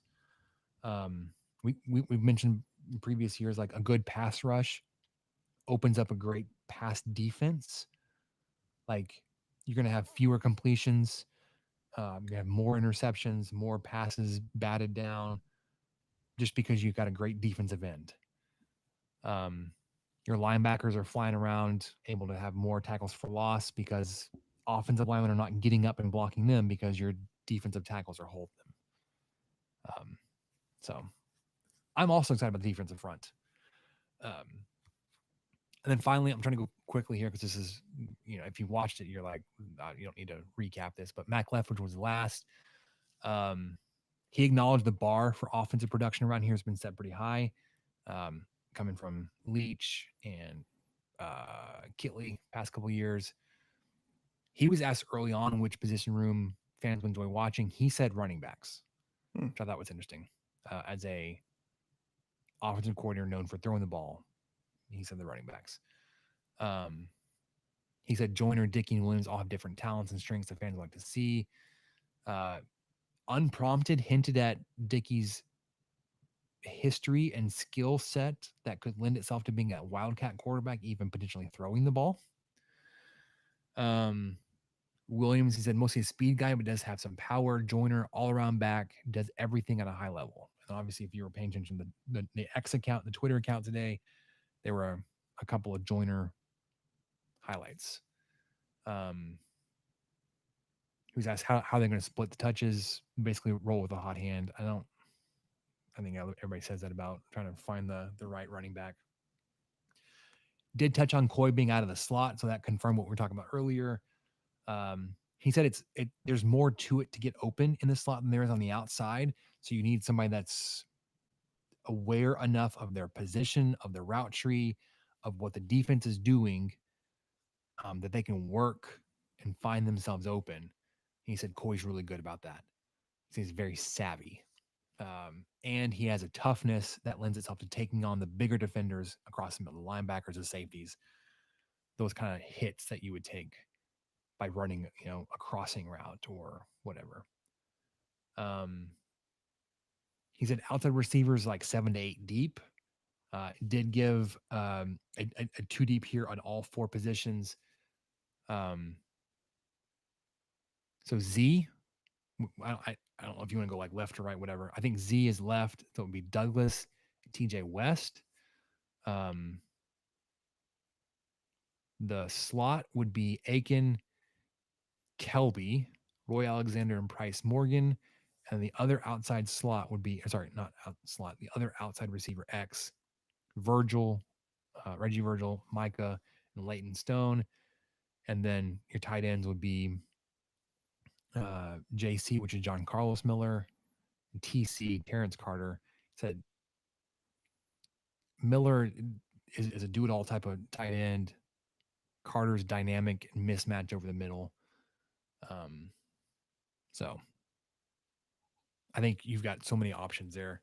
The outside guys being speed with, and true downfield threats with Douglas and Virgil is exciting. Aiken, I think, fits really well over the middle. Would love to see Roy Alexander kind of figure his way into this. I still would love the story of Micah Hudson coming back and being a meaningful contributor. There's just so much around him too. So like that's competition for him to get better, to compete against, to learn from, to make himself better. If that maturity is there. I'm not saying that like because of what happened, just because a young guy, like, do you face, being in a room with a bunch of guys that are really good? Like, is this a threat to you or is it an opportunity to learn? Not everybody sees that as an opportunity to learn and get better. Going back, I can't remember. I think it was McGuire said that Cheta Ofili is like he's following David Bailey around like a dog.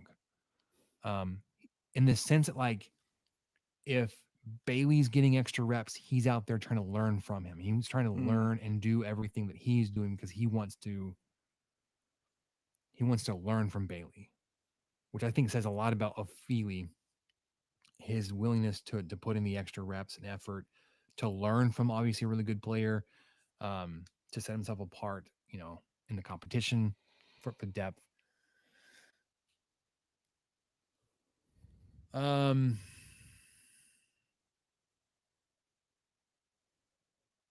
think the last one to talk about would be Leftwich's comments about Morton. He said, player led 7-7. He's a really great processor. So just mentally able to get through things. Great leader.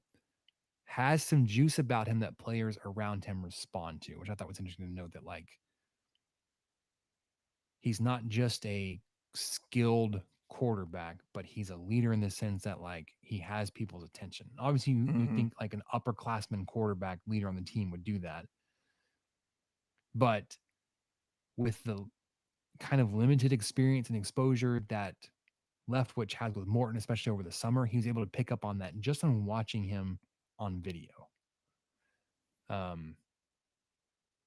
He said he's more athletic than people give him credit for. I think he said he was a little bit more hesitant to run last season because of his limitations with his health and his injury. That he was trying to protect himself to remain available as best he could. So he ran less and took less risks with that. I think with the health situation now, that's going to open up a little bit more. So that's what I had for the coaches portions. I did not watch any of the player interview. I didn't watch a lot of the player. I think I watched some of the Coy Aiken one from Raider Sports, which I think actually Shelby interviewed him from Seeing Scarlet, who now also contributes for Red River Sports. That was about the only other one that I watched. I didn't watch any other players. What have you consumed? What other content have you taken in from Texas Tech Media Day, if any? I know you said you didn't watch the coaches stuff, but yeah, because I wasn't functional enough to operate the YouTube correctly. I pulled up the What's Next podcast, the latest one with McGuire and Gio, and not as much to glean off of there as far as actual X's and O's and too deep and who's going to, who to look for and all that. Just some highlights from there that I found were interesting, and stuff that they keep repeating is, how well the new guys are meshing with returners, and how well guys like Morton and Aiken and SGH, I believe, right? yeah. I think they're really bringing the team out and being leaders on their own there. And so, I mean, you love to hear that sort of thing, and you hope that that's still, all those vibes are still vibing in week 6 and week 7, and you've got some adversity that you've gone through together, and that those bonds are getting stronger as opposed to the opposite. So I love hearing all that. I think that's great. Just a couple other random things that I really enjoyed was how he talked about how Wood and Leftwich were kind of, I don't want to say they were in shock or anything, but they're really surprised and have really enjoyed what Texas Tech and what Lubbock provides to Texas Tech. Just the program itself, the interest in it, the level of the facilities, and how much people really want Texas Tech to succeed, and how much people are really rooting for them. And they just had the Women Behind the Brand thing over the weekend, I think, and had about 1,000 of them out there. And he said, So- they're coming from places where they would do stuff like that. You get one or, maybe 100 or 200 people show up. And he said, we had He said he didn't have the official account, but it was 970 something last he checked. And so, just Wood and Leftwich getting to see that and kind of experience this level of interest and this level of excitement in July, for the first time. He said that was that's been eye opening for them. They've never been to a place like Lubbock, and he's ready to see what they're able to do with this roster and the talent that they've put together. I was going to mention the office I just left there at Covenant. There are 5 women that work in it. 4 of them were at that event. There you go. So yeah, it's a big deal, and it seems like it gets bigger every year.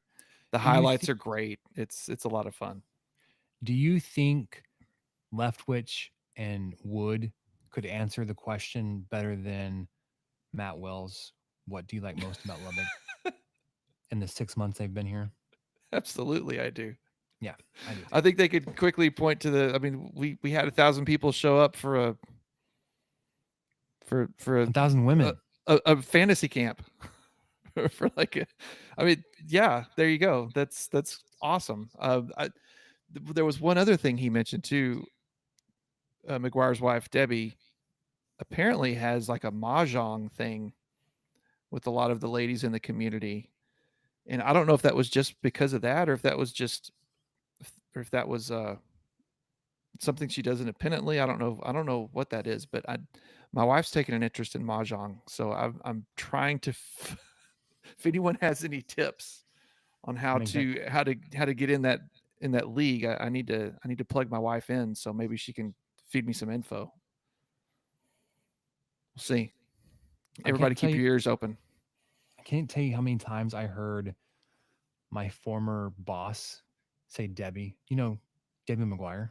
Yes, when you say Debbie, I know exactly who you're talking about. They're not next door neighbors, like they live around the corner from each other, essentially. Yeah. But when they were moving up here, she made friends with them, and they're friends now. So like, there's a lot of references to her hanging out with Debbie. Debbie McGuire's like, you don't have to name drop. I know who you're talking about. But through that, like I've actually, I've met them. One, we had them up at the hospital a couple of times, but 2, I've been to their house for Halloween and stuff. Just because they were like, I went to my boss's house. She's like, let me take over to Debbie's house. I was like, okay, if you insist. If I must. Oh, full-size candy bar. Yeah, sure, I'll take one. The only other thing I kind of wanted to throw in there, I hadn't seen him worded like this, but maybe he has.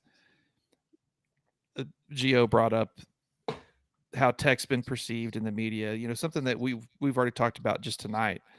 But the way McGuire worded it is that, it's interesting to see Texas Tech portrayed as the villain, but also the underdog at the same time. He said we kind of have the best of both worlds. We're still we are doing the same thing everyone else is doing, but I guess we're being more open about it, or we're doing something that people thinks we shouldn't be allowed to do. But then nobody thinks that we can do anything with that. So it's kind of an interesting place to be in, which I agree. Are you going to the kickoff luncheon? I'm really thinking about it. I didn't click all the buttons to confirm there were tickets, but for those of you in the Lubbock area, or if you're not, maybe schedule a business trip here. I may make the drive up there. Yeah, I mean it's on a Thursday. You could have a long weekend. Lubbock is, you'll have to travel 3 days before because Lubbock's super hard to get to. We've covered all that. But anyway, kickoff luncheon Thursday, August 21st at the Civic Center. $30 will get you in the door. $750 will get you a table if you want to be a baller. $750? Yeah, $750. That's fair. I should have clarified that. Doors open at 11:15 in the morning. I know that I believe the band will be there. I believe possibly the cheerleaders will be there, or the Palm Squad. There was one of them. I can't remember. And then the program itself will start at noon. So I was thinking about going, but it is, it's at least a 2.5 hour we're 2 hours away from the old JOB on a middle of a Thursday, so we'll see. We're gonna take some PTO for that. We're just Yeah, probably. hey boss, I'm gonna take a long lunch Boss. or half day. I'll make it up on the weekend, or I'll make it up tomorrow. Yeah, I may take tomorrow off too. I don't know. So anyway, August 21st, it's a Thursday. If y'all are around, get $30. You can go hang out with. I know Hokut's going to speak. McGuire, of course, will speak. I'm sure there may be some others. I did that during Kingsbury's tenure once, but it was a breakfast, I believe. And he, you know how much he loved getting up and speaking in front of people. His favorite thing. His favorite. Yeah, it was allowing me to go through the checkout process. I'm not going to check out. Okay. So I would assume there's still tickets available.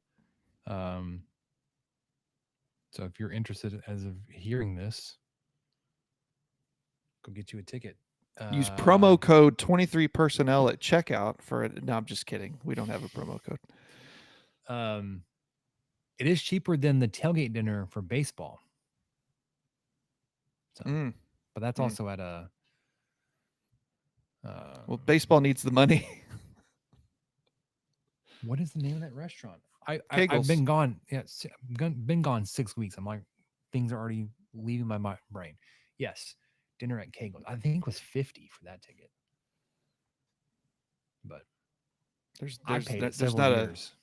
not a Cody Campbell in that dugout. But they also served you ribeye and baked potatoes, and it's a fantastic dinner. Oh, I would like to, man. We should take like bets on what the lunch will be. I think it will be some form of fajita. That's my bet. That's like a West Texas staple. If there's any sort of buffet, it will be fajitas and chips and salsa and all the fixins and beans and rice, and it's gonna be great. I bet it's gonna be like pasta. You think so? It's always one of the two, but I feel like the fajita wins out a lot more. Yeah. The fajita lunch. All right, you want to let's get to questions. Okay. Unless there's anything else you want to talk about. No, I'm good. And for those of you who just joined for the tech stuff, we're fully going off the rails now, starting from here till. Which is funny because I think we started talking about tech stuff 50 minutes in. We've gone for another 50 minutes, and now we're done. It's like we got at least another 15-20 minutes of us. Less than half of this going to be Texas Tech related, but soon we're going to be talking about nothing but Texas Tech football. But let's get to questions and wrap up with what do we learn. What do you say? Let's do it. Now, are these really the questions that I was called here to answer? Who's in the box? Oh, what's in the box? I'm Ron Burgundy. Damn it! Who typed a question mark on the teleprompter? You want answers? I think I'm entitled. You want answers? I want the truth! You can't handle the truth. I don't know if we were recording or not, Michael. I actually watched that movie this week. Few Good Men. Few Good Men? Mm-hmm. Cable classic. There were obviously 2 references to that scene, the very beginning, the very end of that little clip there. Speaking of movies I've been working through what I've had a lot of alone time to rewatch all the Star Wars movies. I finished episode 5 tonight, but I've also watched Solo and Rogue One. So I'm 7 movies deep. I've got at least 4 more. I'm not doing the shows, Mandalorian and Andor. That's a whole level of other commitment. Yes, it is. Again, I don't know if we're recording. We weren't, but I'll tell Michael, I was going off this graphic. I was trying to watch it in chronological order, not release order, but chronological. And they had Rogue One and episode 4 flipped. And I was watching the end of Rogue One that was supposed to lead right into episode 4. And I was like, I've already seen this. Wait a minute. Yeah. Steve had asked, what's the watch order? So let me pull it up and then give you the correct order. Okay. This one says, if you're just watching the movies, it's episode 1, 2, 3, Solo, Rogue One, episodes 4, 5, 6, 7, and 9. If you're throwing in shows like that's going to get whether you want to do like the animated series or not, Clone Wars kind of fits in there between 2 and 3. There's a show called Bad Batch. The Obi-Wan Kenobi series falls after Solo, but before Andor. Star Wars Rebels and Rogue One are about the same. Then episodes 4, 5, 6. Oh, it was Boba Fett. That was the other series I was thinking about. Then it's Mandalorian. Then Boba Fett. Then Ahsoka. 7, 8. Star Wars Resistance. Episode 9. I'm just watching movies. So I watched 1, 2, 3, Solo, 4, Rogue One, and I was so disappointed. Because Rogue One, feel for legit, like you. it ends. Like that last scene of Rogue One is Vader getting onto Leia's ship. And I watched that completely out of order. Also, Michael's gonna be bored of hearing me say this. That scene shot for Rogue One, but from like Vader's perspective, is so much darker and heavier, and it's just It's terrifying. It's great. fantastic. Yeah. Okay, so long setup here, but I want to know, Michael, in the theatrical release order, episode 5 is your first introduction to Yoda, correct? Yes. Okay. Do you remember how he's portrayed the first time you see him in episode 5 when Luke gets to the planet? Yeah, What he's is that kind planet of Dagobah, I'm pretty called? sure. Dagobah. Yeah, he gets to He's- Dagobah. He's pretty he's eccentric, to say the least. He's a hungry toddler. Well, what's He your ref- issue with that? Refuses to answer questions, being dodgy, and says, I sure I can take you to Yoda later. I have to eat. You have food? He's digging through his bag, pulling stuff out, taking a bite, throwing it, pissing off Luke, messing with him. It's like, in timeline order, the last time you saw Yoda, he was very upset, like of all the S that just hit the fan at the end of episode 3, was going into exile, basically making sure that the last of the Jedi were spread out and surviving. All this kind of stuff. And then in timeline order, to then go from that very serious. I mean, he had just done all that crap, and then to get to this version, I mean, like, obviously the writing, like that movie was written and released in 1980 versus episode 3, which was what, like 2004. Very different times. I was so irritated. I was like, why is Yoda a child in episode 5? You answered your own question. Okay, so the man exiled himself.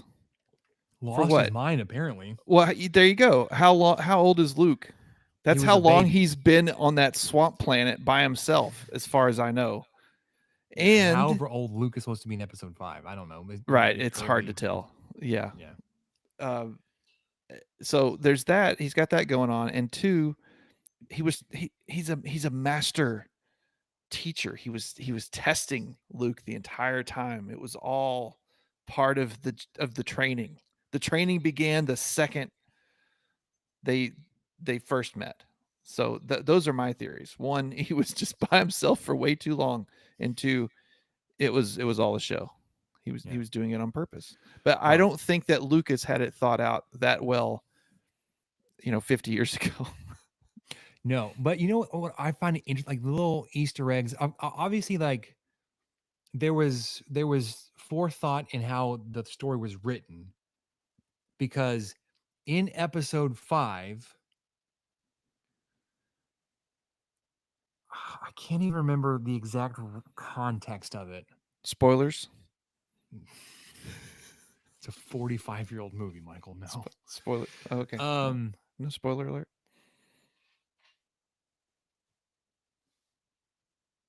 Luke is leaving Dagobah, and Yoda and Obi-Wan are talking because Obi-Wan can talk from the dead, from the grave. Mm-hmm. And he mentions about Luke going after Leia and Han and ultimately falling into this trap that Vader has set for him. And they're expressing their concern about it. And then Yoda says, "Don't worry, there will be another." We have no idea what the hell he's talking about. If you had just watched 4 and 5. From knowing that Luke and Leia are brother and sister, you're like, he's talking about Leia. Well, Stuff I think you don't catch if you don't watch it in order. I think some of that was happy accidents. I'm sure I think they might have changed some things from just some like random voiceover they throw in, like, we're gonna add it's a new remastered director's cut released in 2014. Yeah. I don't know. It's stuff like that like obviously they were able to write it in 1, 2, and 3. But there had to be some kind of space to fit that. I don't know. It was pretty cool. Space. Of course there's space. I'm enjoying it. 4, 5, and 6 are a little wonky because they're old, right? They're almost 50 years old. You just kind of have to understand, like, that's just how it was. But I've been enjoying, outside of Yoda being weird here in episode 5, and then my going off of the wrong order. I've been enjoying it. Episode 6, I'm starting that next. I guess I'm just gonna power through the last 4, 6, 7, 8, 9. Yeah, I did a similar thing when The Rise of Skywalker, when episode 9 came out. I did the exact same thing you did, I think. But I'm not sure if I watched Solo and Rogue One. I think I may have just watched the quote unquote main movies for that stretch. But anyway, I just felt like I should do that because that was the first. I haven't done that. And so I did it, and then I went and watched that movie, and I really didn't like it, and I haven't seen it since. But maybe you'll like it. I hadn't watched before this. I hadn't watched Solo or Rogue One. I enjoyed both of those. I need to give Rogue One another chance because that was the first. I think I've talked about this on here before, but that was the first movie out of the main storyline, basically. And what took me out of it was not John Williams doing the music, and it just threw me off that entire movie.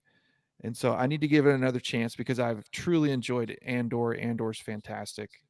As much as I liked Mandalorian season 1 and 2, I think Andor's better. I've just started season 2 of Andor, though. It's been out for a while, so I'm getting there. But anyway, yeah, not having John Williams do the score kind of threw me off. So I should try that again because I didn't notice it as much in the Solo movie. I did enjoy that one quite a bit. Donald Glover's good as oh my gosh, I'm blanking on his name. Lando. There we go. Okay, I had a question for you. Yes, sir. Because I have an answer, and I think it's the correct answer. So you go out to the restaurant. You go out to a restaurant with your family. I'm talking about not fast food. I mean, maybe fast casual. Think about it however you want. But you go out to a restaurant with your family, and you take some leftovers home with you.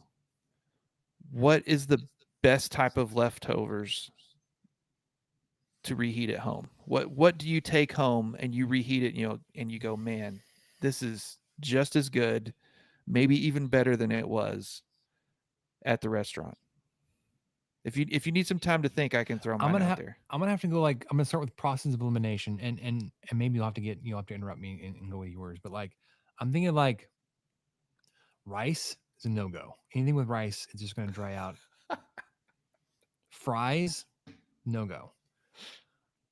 Any meat that is cooked to a specific temperature, so like a steak, you're reheating that, you're just gonna blast it. burgers, I think, with all the different textures and stuff that is in it. And like the condiments that are probably expected to be cool, and now you heat it up, it's gonna be warm. That's a no for me. But then I think about, okay, what kind of falls outside of that? Pasta, but then some of those like cheeses and sauces, those will like separate and break on you. It's like, Oh yeah, yeah. I've had that happen to me. Oh man, so like I'm a not even gonna. tomato I'm not gonna sauce. name. Yeah, I'm not gonna name the restaurant because it's not their fault. But like if you get a vodka sauce or a pink sauce, or something, anything with bacon or pancetta or something in it, and then you come home and you try to heat it up the next day, you open it and you're just like, what is this? This is just oil. Oh my gosh. Yeah. I ate that. I mean, it's obviously that's how it's made, but yeah, once it separates, tough to get them back together. Pizza's always like that one's a standard. Like that one holds up pretty well. And Oh you can do yeah, it multiple ways. You can do it in the oven, air fryer, microwave. It's kind of, it can work. cold with orange juice. I don't understand that. I don't know, but I could definitely eat pizza cold. I mean, I could eat pizza anyways. I can eat 3 pieces of pizza trying to decide if I want to eat some pizza. That's the problem. It's like you just eat so much of it so fast. Like, well, That's the only reason to heat it up is because I will eat less. I can't eat it as it fast. slows you down. Yeah, it slows me down. Okay, I'm kind of stuck there. What do you say is best to reheat? Well, I could say we're already going to disagree because the first thing you said was rice. And the reason I brought this question up is because we went to Hibachi on Sunday before the girls went out of town. And so I've been eating on those leftovers since they left. And I think Hibachi has to be up there. It's so good reheated. It's especially we go to Kobe in Lubbock. If y'all haven't been, y'all should check it out. But it is no free ads. But I think they do a really good job of seasoning it. They seasoning it a little bit more than some of the other places I've been.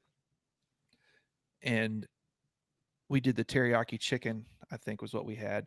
So yes, there's rice in it, but they also have noodles. You get noodles and rice at this place if you want.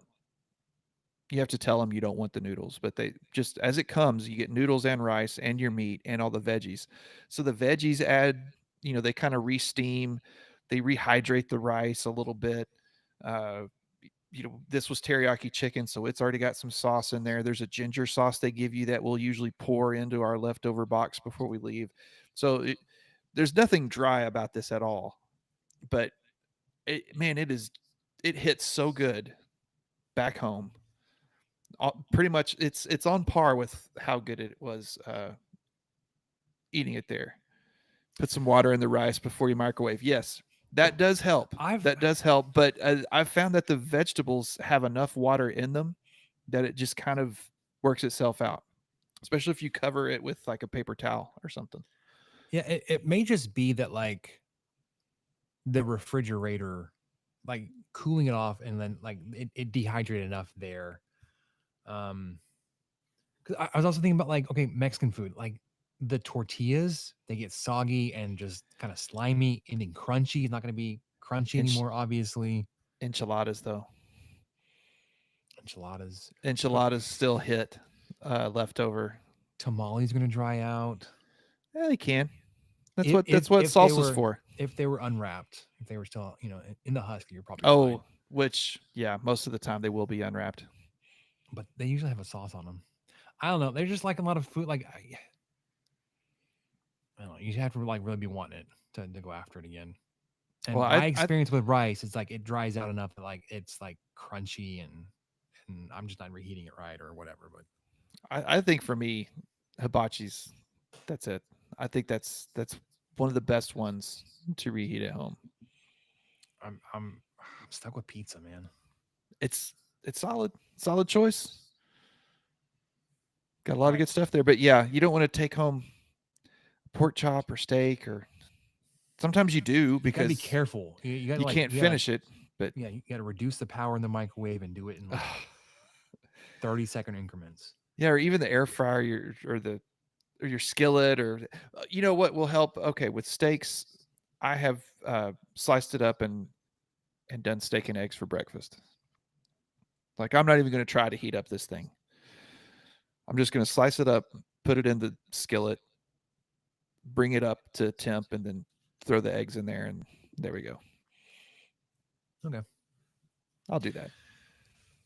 All right, let's we just hit 2 hours. It's been a while since we've done this. Let's wrap this up. What do we learn? What do you think? Let's do it. What did we learn, Palmer? I don't know, sir. I don't know either. All right, so I said this up at the beginning of this episode. I'm going to complain about something. It's going to sound like I'm bragging, and I'm just whatever. Y'all know. Well, now it is. Most of you know that, like, I've lost a considerable amount of weight, and with that, I've had to buy new clothes. Last time I was buying clothes, men's pant styles ran quite a bit baggier, looser, straighter, whatever you want to call it, than what they do now. I don't mind the little bit more of I wouldn't say tailored. We're not going that like, but a little bit more athletic or slim cut to pants now. I'm not buying skinny cut anything. But like, I'm also now, like, my 36 waist stuff is getting to be too big. Humble brag, I guess. That's not, again, it's not where I'm going. This next part is also not where I'm going. Most of the athletic or slimmer cut stuff is so thin through the calf. Like, I will sit down, your pants will come up when you sit down, right? Then they stay up. I will stand up and they will not go back down. I will have to push my pant leg back down. Yeah. Because I have such massive calves. Maybe, but also because the pants, like, I can't stand it. Yes. Like, yes, I was working out and doing strength training and that kind of stuff up until the time I hurt my wrist earlier this spring, and I've kind of cut off on that. I've been doing more just cardio again, losing weight again. I hit my lowest weight that I've ever remember seeing this week. I'm built more like a baseball player, defensive back. Not that I have the skills to do either one of those things. Than I was an offensive lineman when we started this thing. When we talked about 23 personnel, it was because I was an offensive lineman. I played offensive line. Not the point. Pants, they're too thin through the leg. I sit down, they hike up. That's not the problem. It's standing back up and they stay hiked up. Let's figure that out. They're a little too tight. Again, I'm not buying the athletic or the super skinny cut stuff. I also can't stand baggy. Like, I hate both of it. Like, the baggy look, the straight leg, it's like, that to me looks cheap and old. And I guess that's coming back now. Like, Jinko is coming back, and most jeans today, like, if you go, for whatever reason, if you ever look at like the catalog or what's being sold at like American Eagle, Abercrombie and stuff, all those kind of crappy jeans that we used to buy when we were in high school, they're all baggy cut, high-waisted stuff. Blows my mind that that's a thing now. I don't like it. I don't like the pants hiking up. I've gotten this thing, like, I have to bend over to pull my pants down, or I use my shoe to push it down. But if I do that, then I push my sock down. That's why I hate this. I sympathize with you because I hate buying jeans. I'd gotten to the point where I just buy the same number of Levi's and I have them shipped to the house. And if they don't fit, I ship them back. These are, I know. I'm fortunate. Slacks, golf pants. I know. I'm fortunate. I can wear denim at work every day, and so I choose to. But it's funny you mentioned the issues you've had, because the two most recent pair of non-denim pants that I've purchased both do that to me too. Like, I'll sit down and then I'll stand up and then they're just wadded up around my cankle. I don't know what's going on with that. What about shorts? Okay. Because shorts has been they're terrible. So I'm wearing a pair of shorts now. Again, the inseam is now much shorter than they used to be. Yes. I will stand up. Most shorts I want to get hit right above the knee. I think if they're touching the knee, they're probably a little bit too long. The pair of shorts I'm wearing now, I've obviously been sitting here for 2 hours, whatever. I don't feel like I've moved. They've hiked up. Like I've Yeah. got, probably 70% of my thigh out, and I haven't moved. Like That's and so we're both above average height. So I'm it's 6 foot. definitely and me too. And it's definitely a problem if you're not used to showing off that kind of skin, especially when you get in those places where you have no choice but to uh, make yourself as small as possible, like on an airplane or at a football game or a baseball game or somewhere where there's just limited leg room in front of you. And the next thing you know, you're worried about your stinking boxers coming out of the end of your shorts. Oh, I hate it. I hate the shorts length. The one thing I've liked about the shorts, the way they've evolved in the last couple of years, is the dry fit stuff. Like the fact that you can get shorts that kind of have they're shorter, but at least they're kind of a stretchier, more forgiving material. They're not just straight up khaki shorts where not only are they short, but they're uncomfortable. So they're both. There's no give, and and so you're sitting on that plane, and my belly's all leaning over the button, and then my shorts are up way too far. I'm It would be stand up like a here to fix my it- shorts. Actually, it'd be like a violation in high school if I wore some of these shorts. yeah, it's like It's supposed to be credit card above the knee is as tall as you could get, and I think I would be in violation. I saw a kid at church the other day. I call him a kid. He had to have been in his early 20s. Some of the shortest shorts I've ever seen. And I was like, "Are you? Did you intentionally do Did you this? buy I 'em that mean, way? we're talking like the veering into Like old school, like running shorts. well, not that, veering into like sorority girl t-shirt longer than the length of the short kind of look. It was close. There was not a lot of room between the tail of the shirt and the leg of the short. And I just was like, I would be extremely uncomfortable with that. Anyway, So that's you mentioned mine. Kind of the same deal. The shorts they've been killing me lately, just absolutely killing me. worrying about your boxers hanging out. I think that's kind of the look. Like they're I know some shorts have like a compression liner in them that are almost made to show. Oh, So like well, that's they're kind of I'm not getting made to show that. no right, and like I'm looking down because of just the size of my leg and just the clothes I wear, I have a pretty significant spot on the top of my thigh has no hair because it's where just like pant legs rub. There's no hair there. I'm both legs have it same spot. It's weird now that like Everyone else knows this. I get Whenever you wear people that like shorts. point out this spot on my wrists, both spot. Like I don't wear a watch over here, but like I just have this little spot here. I don't have hair. Like that's so weird. You don't have hair right there. Like it's not really weird, but I have that on my thigh.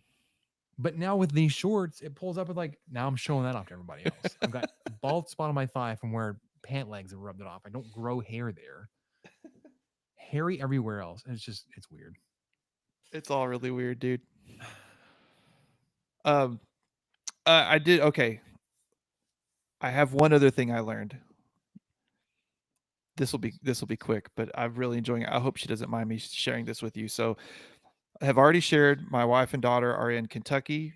They're visiting my father-in-law and his wife, my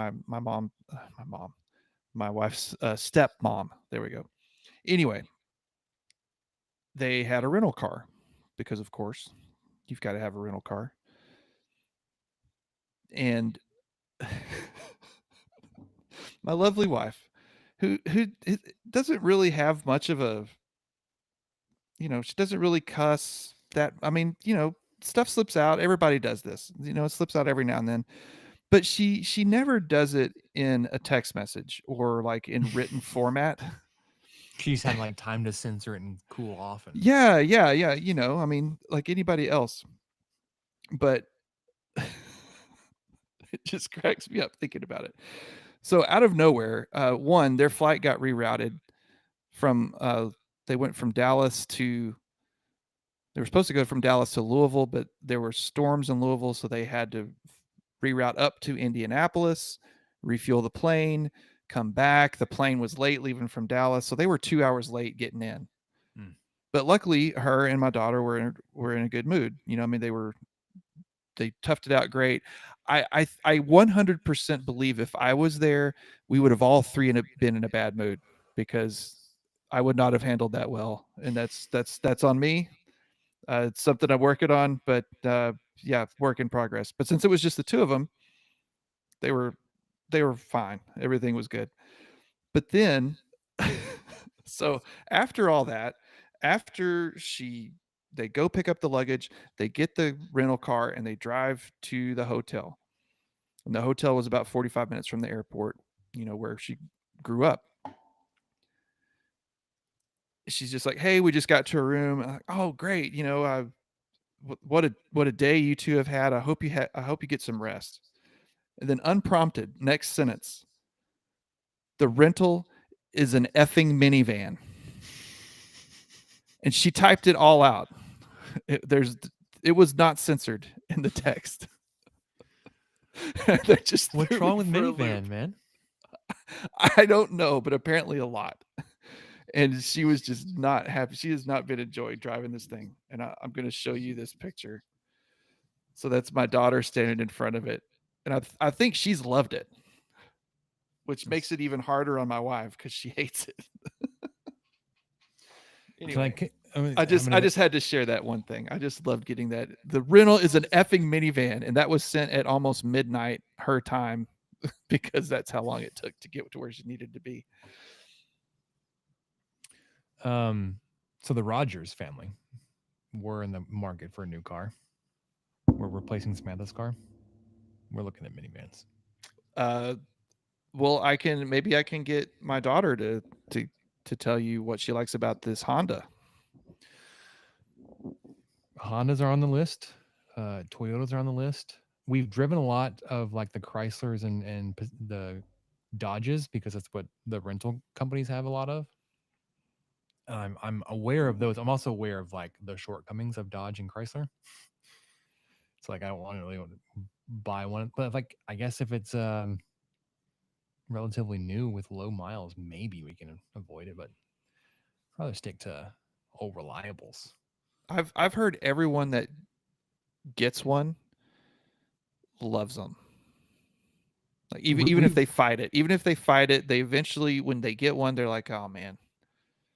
My buddy Ace down there in south of DFW, they had a rental on a trip once, and they all loved it. And he said his daughters still talk about the cool car. They call it the cool car that they had on the rental because the door sliding was just like futuristic. Just my wife's not appreciating the minivan. I don't understand. All right, last thing I want to share and wrap up with. We've kind of already touched on it. Lubbock gets a bad rap for being remote, right? Like it's just out in the middle of nowhere. It's hard to get to. Y'all know I don't live in Lubbock anymore. Love my time there. I live in Corpus Christi. What are you talking about? Like it's a big city. It's bigger than Lubbock. Like 100,000 more people. Let me tell you, like it's just as remote out here. I drove from Corpus Christi to McAllen, Texas this weekend, and I think I will look it up. Tell you exactly how many miles this is. 120 miles southwest. And if you don't know, like it's also right on the border of Texas and Mexico. So like McAllen and Edinburgh are like they touch. I drove from Corpus Christi to McAllen. I drove through exactly one city.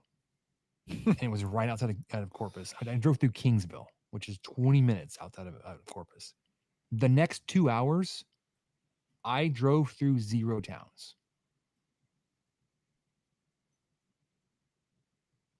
Well, there was So you it's drove not just past a Whataburger and felt furious, or however you pronounce that.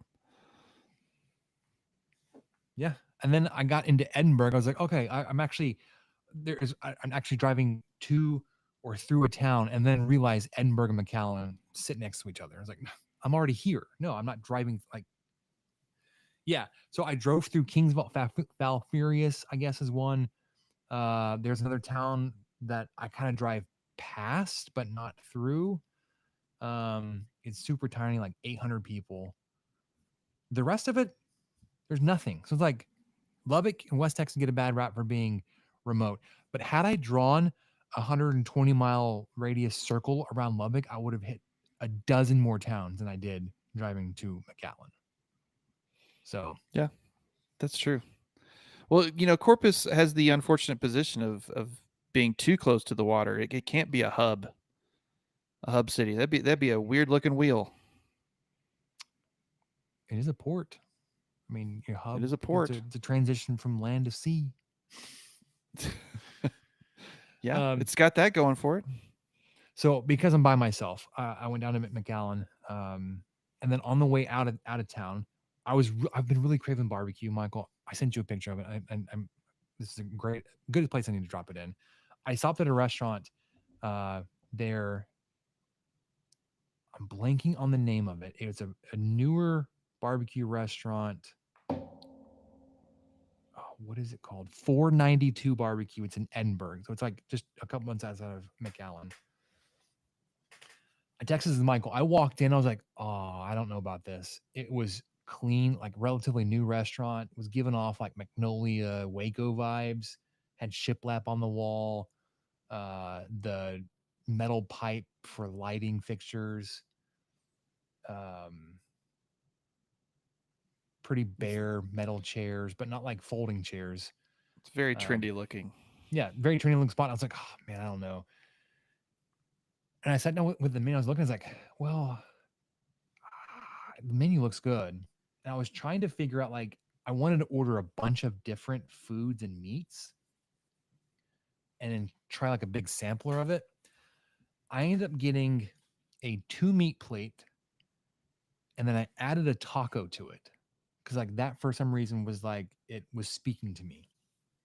So I got moist brisket and jalapeno cheddar sausage, which is like my go-to order basically anywhere I went.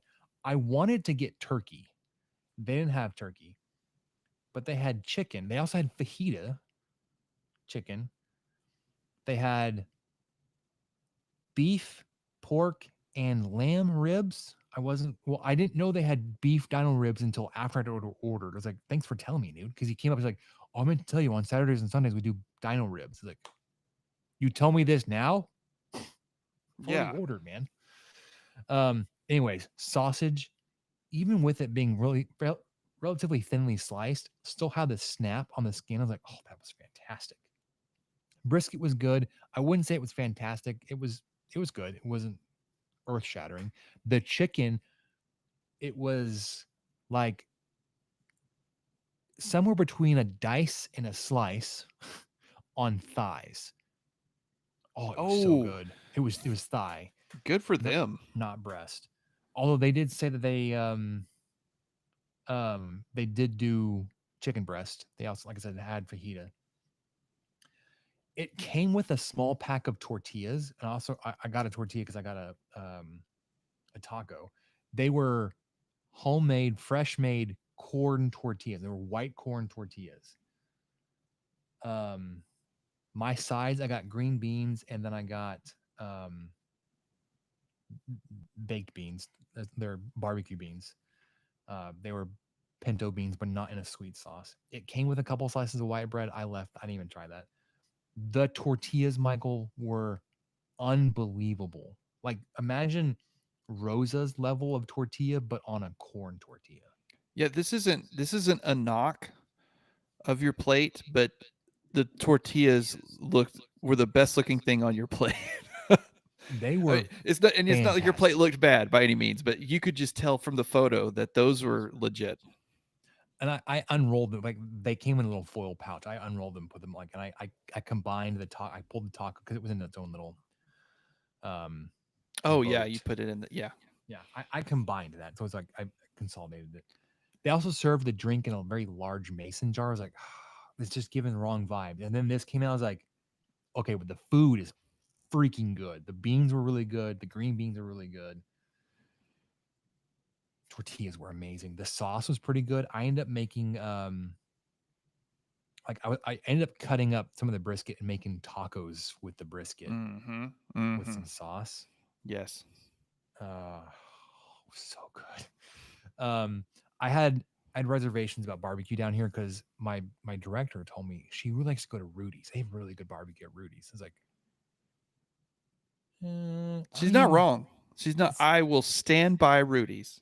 It's okay, but if that's like your go-to, and then I was trying to remind myself, I was like, I'm coming from a location that had several top 50 barbecue spots in the state. Like whether like the long-standing of Regino and Heavy Maze, the Shack had been on that list. Pitforks and Smoke Rings had been on that list. J&M, also really good. That kind of there's so many good barbecue spots out there. I went to Edinburgh and found a really good one. There you go. I think you have now. I don't know. Corpus may be a little bit too far over, but Central Texas. That's where that style that we mostly enjoy and mostly eat. That was where that was all started. So you're kind of you're obviously on the outer edges of that. You're beyond that, but that influence has got to be around there, floating there somewhere. I really enjoyed the Tex-Mex flair to this barbecue. Yes. Oh man, I keep seeing that in Texas Monthly. They keep talking about how the Tex-Mex influence on barbecue, and I think Regino has some of that here and there. They experiment a little bit too, and I really want to go to a place that just goes all out with the different types of tacos and different styles that they have, and I want to give it a shot. I had a great chopped sandwich. I always like to throw this out there every chance I get. Even not every barbecue sandwich you have or every piece of brisket you have has to be the best you've ever had in your life. I had a fantastic chopped barbecue sandwich at HEB the other day. No regrets. No regrets. Chopped barbecue sandwich. Tough to beat. I don't remember if they had like barbacoa and other kind of Mexican style beef options or meat options. They had great looking mac and cheese. I was already getting so many other calories somewhere else. Like, I'm not going to get mac and cheese. Or they had a potato salad, loaded baked potato. They had a lot of traditional barbecue sides. The pinto beans I got were really good. They were savory, maybe a little spicy. Like they had peppers in them, but it wasn't like a super hot. Green beans were not just green beans. I think they had some kind of garlic in them or something. I did take, because of how I was cutting up the brisket to make into smaller pieces to fit into the tortillas, I had little like shreds. I put that into the green beans at the end. Brisket green beans, which were good. I don't know. Really good stuff. I hope to find a place here locally. So I don't have to drive 2 hours to eat some decent barbecue, or 8 hours to get up to Lubbock. There used to be a place, my friend, oh man, a little town off of the interstate that goes up to San Antonio. I think the town was called De Niro. But there was a barbecue place not far from there. I will try to find it for you, because I think we went there, or we tried to go and it was closed or something. Dang. Where did they live? It was George West. Maybe it was George West where they had the barbecue. But that's a whole other direction. No, that's further away. It's off of the highway going up into, like, I would take 37 northwest out of town to go into San Antonio. George West is right off of 37. I say right off of. It's probably a good 20, 30 miles, but it's not like completely out of the way. No, we did eat at Cooper's Barbecue in Junction one time on the trip down here. Would not recommend it. Yeah. Man, where was that? Anyway. All right. I think it might have been Smolleck's Smokehouse where we ate. That was a long time ago. Well, Smolik. There are a lot of other good restaurants here I want to try. Like there's a German bakery and restaurant I want to try. Oh, They have yeah. a Czech Mex bakery, which is as fantastic sounding. Like they do Tex-Mex and Czech style pastry. I have to get to that place. Yes, you do. And just be like, whatever, we're going over calories today. But anyways, all right. That'll do it for us in the 23 Personal Podcast. We got you one more off week before we are back every week. Next up will be what's new in 2025. Then we'll get to our Big 12 projections and then Texas Tech projections, week 1 preview. This week was all about camp season getting underway. That'll do it for us in the 23 Personnel Podcast. For Michael, I'm Spencer. We'll catch you guys next time.